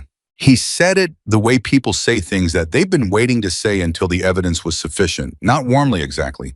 Not with the emotional temperature of a movie moment. with the specific, weighted quality of a professional who does not distribute assessments unless they've been earned. He nodded once. Then he walked away. Ryan stood on the ramp in the cold German morning and watched him go. And the thing in his chest, the thing that was not the absence of fear, the thing that was something harder and more durable and built from 8 weeks of honest failure and honest work, and one woman's refusal to let him stay comfortable in his own ceiling, that thing settled. Not disappeared, settled. The way things settle when they've finally found the ground they were always supposed to be standing on. Lund walked up beside him. "Good flying," the Norwegian said. Ryan looked at him. "You too," he said. They walked toward the debrief building, side by side in the cold German morning, and behind them, the flight line continued its business, and somewhere over the Atlantic in whatever airspace she was moving through, on whatever flight she was conducting, Olivia Carter was flying the jet, the way she always had, the way she had tried to teach him to fly. And for the first time, Ryan Mitchell believed, not with the brittle surface certainty of someone who has never been wrong, but with the deeper, harder-earned belief of someone who has been wrong and kept going, that he was beginning to understand what she meant. Ryan Mitchell came back from Ramstein on a Friday afternoon, and the base looked exactly the same as it had when he left, which somehow surprised him because he did not feel exactly the same as when he had left, and he had developed the irrational expectation that environments shift to match the people moving through them. They don't, of course. Nellis was a Nellis. The flight line was the flight line. The dining facilities smelled the same. The briefing rooms had the same bad coffee and the same aging upholstery and the same 30-odd pilots who showed up 3 times a week to stay current on doctrine and tactics, and the endless procedural language of keeping expensive aircraft in the air without killing the people inside them. But Torres noticed the difference the moment Ryan walked through the operations building door. Not the confidence. Ryan had always had confidence in excess in the specific oversupply that had gotten him into trouble 8 weeks ago. What Torres noticed was different from confidence. It was quieter. It had weight to it, the kind of weight that only accumulates when a person has been carrying something real for long enough that the carrying becomes part of how they move. Ramsteiner, Torres said, falling into step beside him. "How was it?" "Hard," Ryan said. Torres waited. "Good," Ryan said. "Hard and good." "Hargrove." "Hargrove is exactly what Carter said he was," Ryan said. "Honest in a way that feels hard if you're not used to it." Torres smiled. "And are you used to it now?" Ryan thought about that for a moment. Genuinely thought about it, the way he had learned to actually think about questions instead of immediately producing an answer that sounded correct. "Getting there," he said. That was the honest answer. And the honest answer Ryan Mitchell had discovered over the past 9 weeks was almost always more useful than the comfortable one, regardless of how much less satisfying it felt to say. He found Olivia in the 64th's operations section at 4:30 that afternoon. She was at a desk reviewing something on a tablet, and she looked up when he knocked on the open door with the same unhurried attention she brought to everything. No performance of surprise, no manufactured warmth, just the focused acknowledgement of someone who notices what is in front of them and responds to it honestly. "Mitchell," she said. "Major Carter." He stepped into the office. "I wanted to report back." She set the tablet down. "Hargrove already called me." Ryan stopped. "When?" "This morning," she said. "While you were in the air coming back." Ryan stood in the doorway and processed that. Hargrove had called her. Before Ryan had had the chance to tell her himself, before the debrief was even fully complete, the colonel had picked up a phone and called the pilot who had vouched for a captain she had known for 8 weeks. "What did he say?" Ryan asked. Olivia looked at him steadily. "He said the routing adjustment at minute 22 was the decision of a pilot who understood the difference between efficiency and survival," she said. "And he said the hesitation at decision points was down to a quarter second." "He told me the same thing," Ryan said. "He also said something he didn't tell you," she said. Ryan waited. "He said it reminded him of watching me fly at Ramstein 12 years ago," she said, "when I was a lieutenant and he was already running exercises and he watched me make a conservative routing decision that cost us 8 minutes of mission time and probably saved both aircraft in my flight from an engagement nobody had briefed us on." The room was quiet. Ryan felt the weight of that not as pressure, not as expectation, but as something warmer and harder to name. The specific feeling of being placed in a lineage, of understanding that the thing being passed to you has been carried by others before and will need to be carried forward by you when the time comes. He thinks you should go to the weapons school, she said. Ryan blinked. The weapons school meant one thing at Nellis, the United States Air Force Weapons School, the most demanding advanced aviation training program in the American military, the place that produced the instructors who taught the instructors, the place where the best pilots went to become something beyond best. That's, he started. A year from now, she said, after another 12 months of line experience. He'll write the recommendation. I'll second it. Ryan looked at her. Why are you telling me this now, he said. Because you need to know that Ramstein wasn't the end of something, she said. It was confirmation that you're at the beginning of something real. She picked the tablet back up. Don't let it make you comfortable, she said. Ryan almost laughed. Almost. You think I'm going to get comfortable? I think comfort is the natural enemy of everything you've worked toward in the last 9 weeks, she said without looking up from the tablet. And I think it will be more tempting now than it was before because now you have something to be comfortable about. She glanced up. Don't, she said simply. He didn't laugh, but something in his face moved the specific expression of a person who has just received advice they needed and didn't entirely want. Yes, ma'am, he said. He turned to leave. Mitchell, she said. He turned back. She was looking at him now, directly, with the full attention she usually distributed carefully and rarely. You did good work, she said, at Ramstein, and before that. 3 words that cost her nothing by the measure of anyone who didn't understand what Olivia Carter's economy of acknowledgement meant.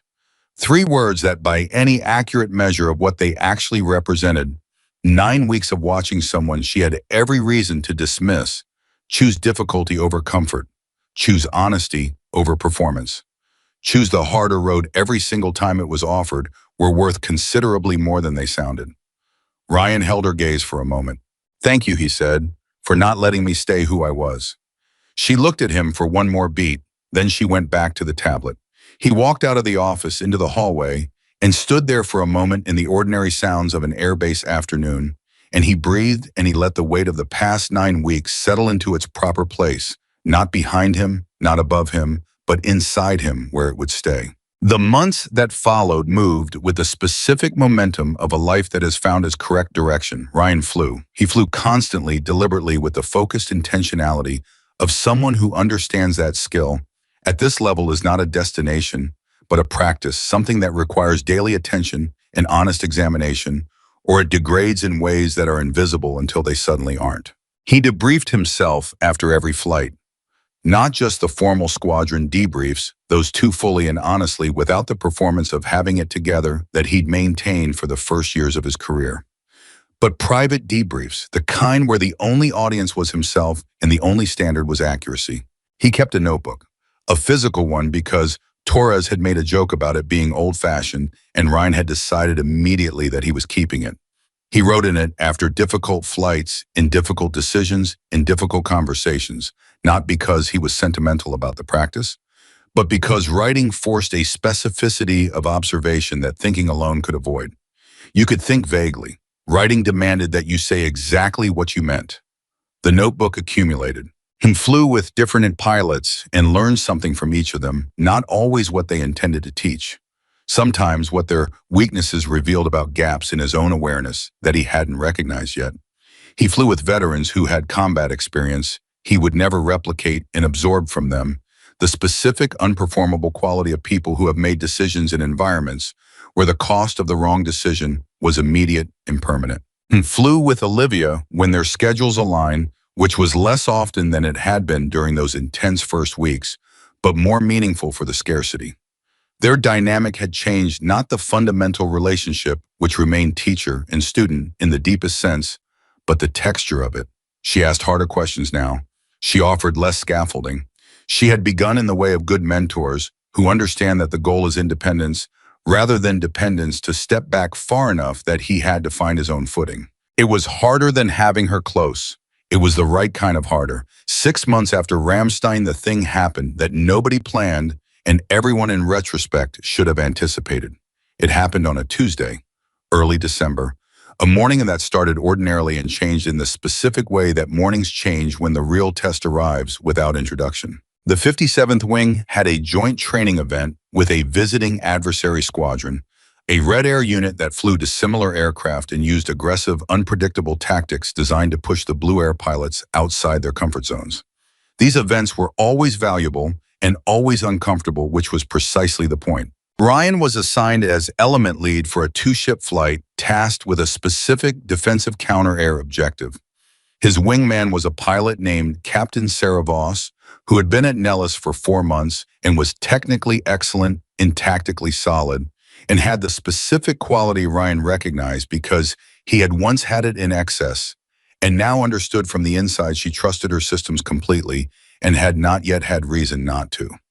The event launched at 0700. For the first 18 minutes it went the way these events usually went, the Red Air element pressing hard, the Blue Air element responding with discipline and training, artificial but useful pressure of adversarial engagement, producing the stress that good training requires.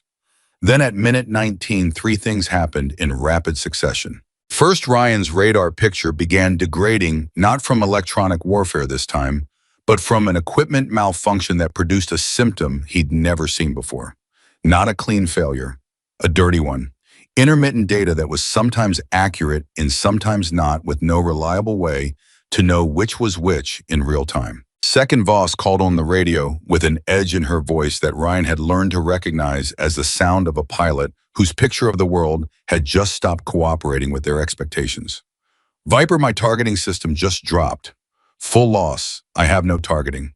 Third, the Red Air element. 2 very good pilots in very aggressive aircraft adjusted to the Blue Air's changed state with a speed that suggested they had recognized the degradation and were now pressing its implications. Ryan's brain processed all 3 in approximately 2 seconds.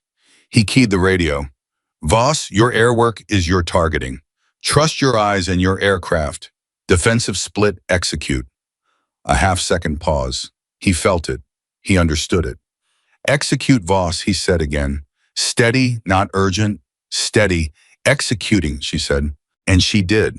She executed the defensive split with the precision of trained hands that knew the maneuver even when the pilot's confidence was shaking, and the geometry that the Red Air element had been building evaporated in the 15 seconds that followed as both F-35s used energy and positioning to deny the angles the adversary pilots were working toward. Ryan managed his own degraded radar picture by working around it, cross-checking what his sensors were telling him against what his visual picture and his dead reckoning sense of the tactical geometry suggested was true, weighting the data sources that were reliable and discounting the ones that weren't, building an operational picture from the intersection of imperfect information, the way a navigator builds a position fixed from the intersection of multiple bearings. It was not clean. It was not the kind of flying that looked effortless from the outside. It was exactly the kind of flying that Olivia Carter had been trying to teach him since the first morning they had flown together, and he did it with the specific, hard-earned fluency of someone who has practiced the thing enough times in enough uncomfortable circumstances that it has become genuinely his own. The engagement ran for another 11 minutes. Ryan and Voss did not win it cleanly. The Red Air element was very good, and the degraded systems situation had given them an advantage that discipline and training could reduce but not fully eliminate. But they did not lose it either, not in the way that mattered, not in the way that would have mattered if the situation had been real rather than a training event. They survived it. They made good decisions under bad conditions. They flew the jets.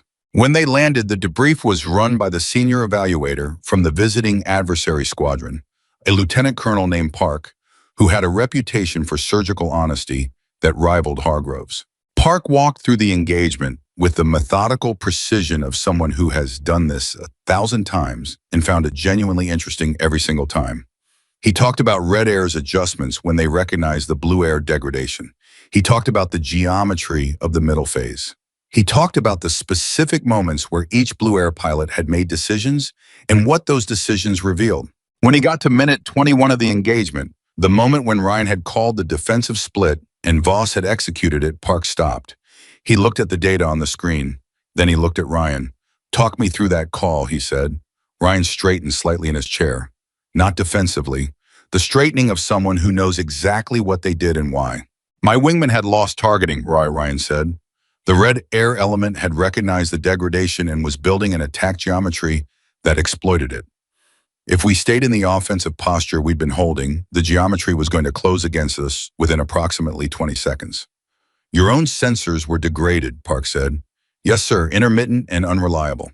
So you had two aircraft in a degraded state facing a fully capable adversary element that had identified the vulnerability and was pressing it, Park said. What made you confident the defensive split was the right call? Ryan thought about the question for exactly as long as it required. It wasn't confidence, he said. It was the best available decision with incomplete information committed to fully and executed cleanly. Park looked at him. That's a precise distinction, he said. Yes, sir, Ryan said. I've had help learning to make it. Park glanced at his notes. He knew Ryan had been flying with for the past months. That information was not obscure within the professional community at Nellis. Carter to Park said, yes, sir, Ryan said. Park nodded once the nod of someone whose assessment has been confirmed rather than formed. The call was correct, Park said. The execution was correct. Your management of your own degraded sensor picture was... He paused, and the pause had the quality of someone choosing words carefully because the accurate ones happened to be strong exceptional, he said, given the conditions. Voss was sitting 2 chairs from Ryan. He felt her look at him. He didn't look back immediately. He kept his eyes on Park because the debrief wasn't over and because he had learned in 9 months of working with the most situationally aware pilot he had ever observed that you pay attention to what is in front of you until it is actually finished. When the debrief ended and the room began to move, Voss caught up with him in the hallway. Mitchell, she said. He stopped. She was 31 years old, 4 years his junior in age, and roughly the equivalent in rank, and she had the expression of someone who has just been through something that required more of them than they'd had in inventory and came out the other side recalibrated. That call at minute 21, she said, the defensive split. Yeah, he said. I hesitated, she said. You heard it. I heard it, he confirmed. She looked at him directly. How do you, she started, then stopped. I knew the maneuver. I knew the procedure. But when you called it and my systems were down, there was a half second where I was looking for something to confirm. It was the right call before I executed it. And instead you executed it, Ryan said, because you said it twice, she said, the second time without any urgency in your voice, like you already knew I was going to do it and you were just reminding me. Ryan looked at her. I did know, he said, because the maneuver was right and you're a good pilot and good pilots execute right maneuvers even when they're not certain. She held his gaze. How do I, she started again. Same stop. The question was too big for the phrasing she kept reaching for. Ryan understood. He had been standing in her exact position 9 months ago, trying to ask Olivia Carter the question that was too big for any of the framings he attempted. Come fly with me, he said. Not today, Friday, early morning. I'll be at my aircraft at 0530. Voss blinked. Just fly. In debrief honestly afterward, he said, both of us, about what we actually did, not what we wanted to do. She looked at him for a moment. Okay, she said. He nodded. He walked toward the exit, and in the hallway of the operations building at Nellis Air Force Base on a Tuesday afternoon in December. Ryan Mitchell understood something that he had not understood when he arrived at this base 14 months ago. The thing Olivia Carter had given him was not technique. It was not tactics. It was not the story of Operation Nightfall or the 65 minutes, or the call sign that NATO pilots had assigned to a woman who had disappeared from their radar screens and come back carrying everyone she was responsible for. It was a way of being in a cockpit, a way of being in any situation where the tools fail and the conditions change and the outcome is uncertain and you still have to act. And it was, he now understood, the kind of thing that only moved in one direction forward from the person who had learned it to the person who was ready to receive it, provided that person was willing to be wrong enough, times in honest enough ways to actually earn the capacity to hold it. He was going to give it to Voss. Not all of it, he didn't have all of it yet, and he was honest enough about that to say so. But what he had, the portion that was genuinely his, built from 9 months of early mornings and hard debriefs in a notebook that was getting full, and a woman who had refused to let him be less than he was capable of being. He would give her what he had, and when she had it, she would give it to someone else. That was how it worked. That was how it had always worked. That was the thing no flight manual contained. and no simulation could replicate, and no amount of technological advancement could replace the human transfer of hard-won understanding from one cockpit to the next across careers and decades. The invisible thread that connected every pilot who had ever survived something that should have killed them to every pilot who would one day face a version of that same something. He found Olivia in the same operations corridor 20 minutes later. She was walking with a purpose tablet in hand, going somewhere with the efficiency of someone who has 17 things happening and is managing all of them. She saw him and slowed without stopping. "I heard about the event," she said. "Park's debrief notes were circulated." "Already," Ryan said. "Park is efficient." She said, the ghost of something that was almost a smile at the corner of her mouth. She kept walking. He fell into step beside her for a few yards. "I talked to Voss," he said. She glanced at him. "I asked her to fly with me Friday," he said, "early morning." Olivia stopped walking. She looked at him, and in her face, that carefully managed, consistently unhurried face that had revealed so little to so many people for so long, something moved, something genuine and unperformed, and if Ryan was reading it correctly, something that had the quality of an emotion she hadn't fully expected to feel in this corridor on this Tuesday afternoon. "Good," she said, one word, the same economy she had always used. But Ryan had learned to read the weight of what she put into single words. "She reminds me of someone," he said, "about 9 months ago." Olivia looked at him for a moment. "She's better than you were," she said. Ryan laughed, a real one, short surprise by itself. "That's probably true," he said. Olivia looked at him for another beat. "Hargrove's recommendation for weapons school goes in next month," she said. "My endorsement is already written." She started walking again. Ryan stood in the corridor and watched her go, and then, because standing in corridors was not the same as doing the work, he turned and walked toward his own office to review the debrief data from the morning's event, looking for the things he had done right and the things he had not done right, with the same honest attention he had promised himself 9 months ago he would never stop applying. 4 months later, on the morning that arrived without ceremony, the way the mornings that matter most usually do, Ryan Mitchell stood in front of 15 new pilots at the 57th Wing's quarterly integration briefing. He was not the ranking officer in the room. He was not the most decorated pilot in the room. He was not the oldest or the most experienced or the most credentialed. But Colonel Hargrove had called Olivia the week before and asked if Mitchell was ready to address the new cohort, and Olivia had said yes without hesitation. And that was how Ryan Mitchell found himself standing at the front of a briefing room, looking at 15 faces that reminded him with uncomfortable precision of his own face 14 months ago. Confident, capable, convinced that the version of themselves that had walked through the door was the complete version. He looked at them for a moment. He thought about what he could tell them. He could tell them about Ramstein.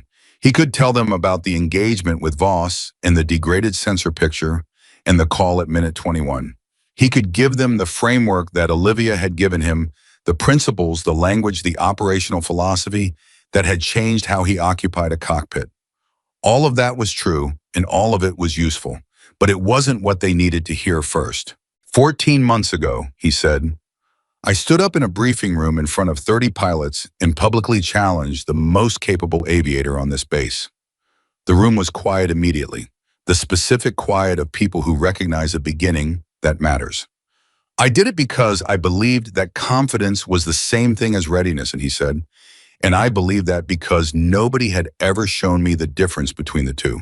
He paused. I was wrong, he said, not about being confident. Confidence is useful. Confidence gets you into the cockpit and keeps you moving when things get hard. But confidence that hasn't been tested is a ceiling dressed up as a foundation. And when you find out the difference, and you will find out all of you in this aircraft and in this environment, the question is whether you find out while you're still able to learn from it. He looked across the 15 faces. Major Carter showed me the difference, he said. Not by beating me in the air, though she did that too repeatedly and without apparent effort. A small movement in the room, not quite laughter, the precursor to it.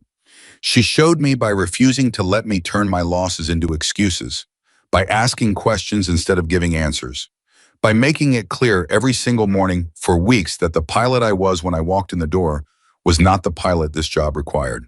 He paused.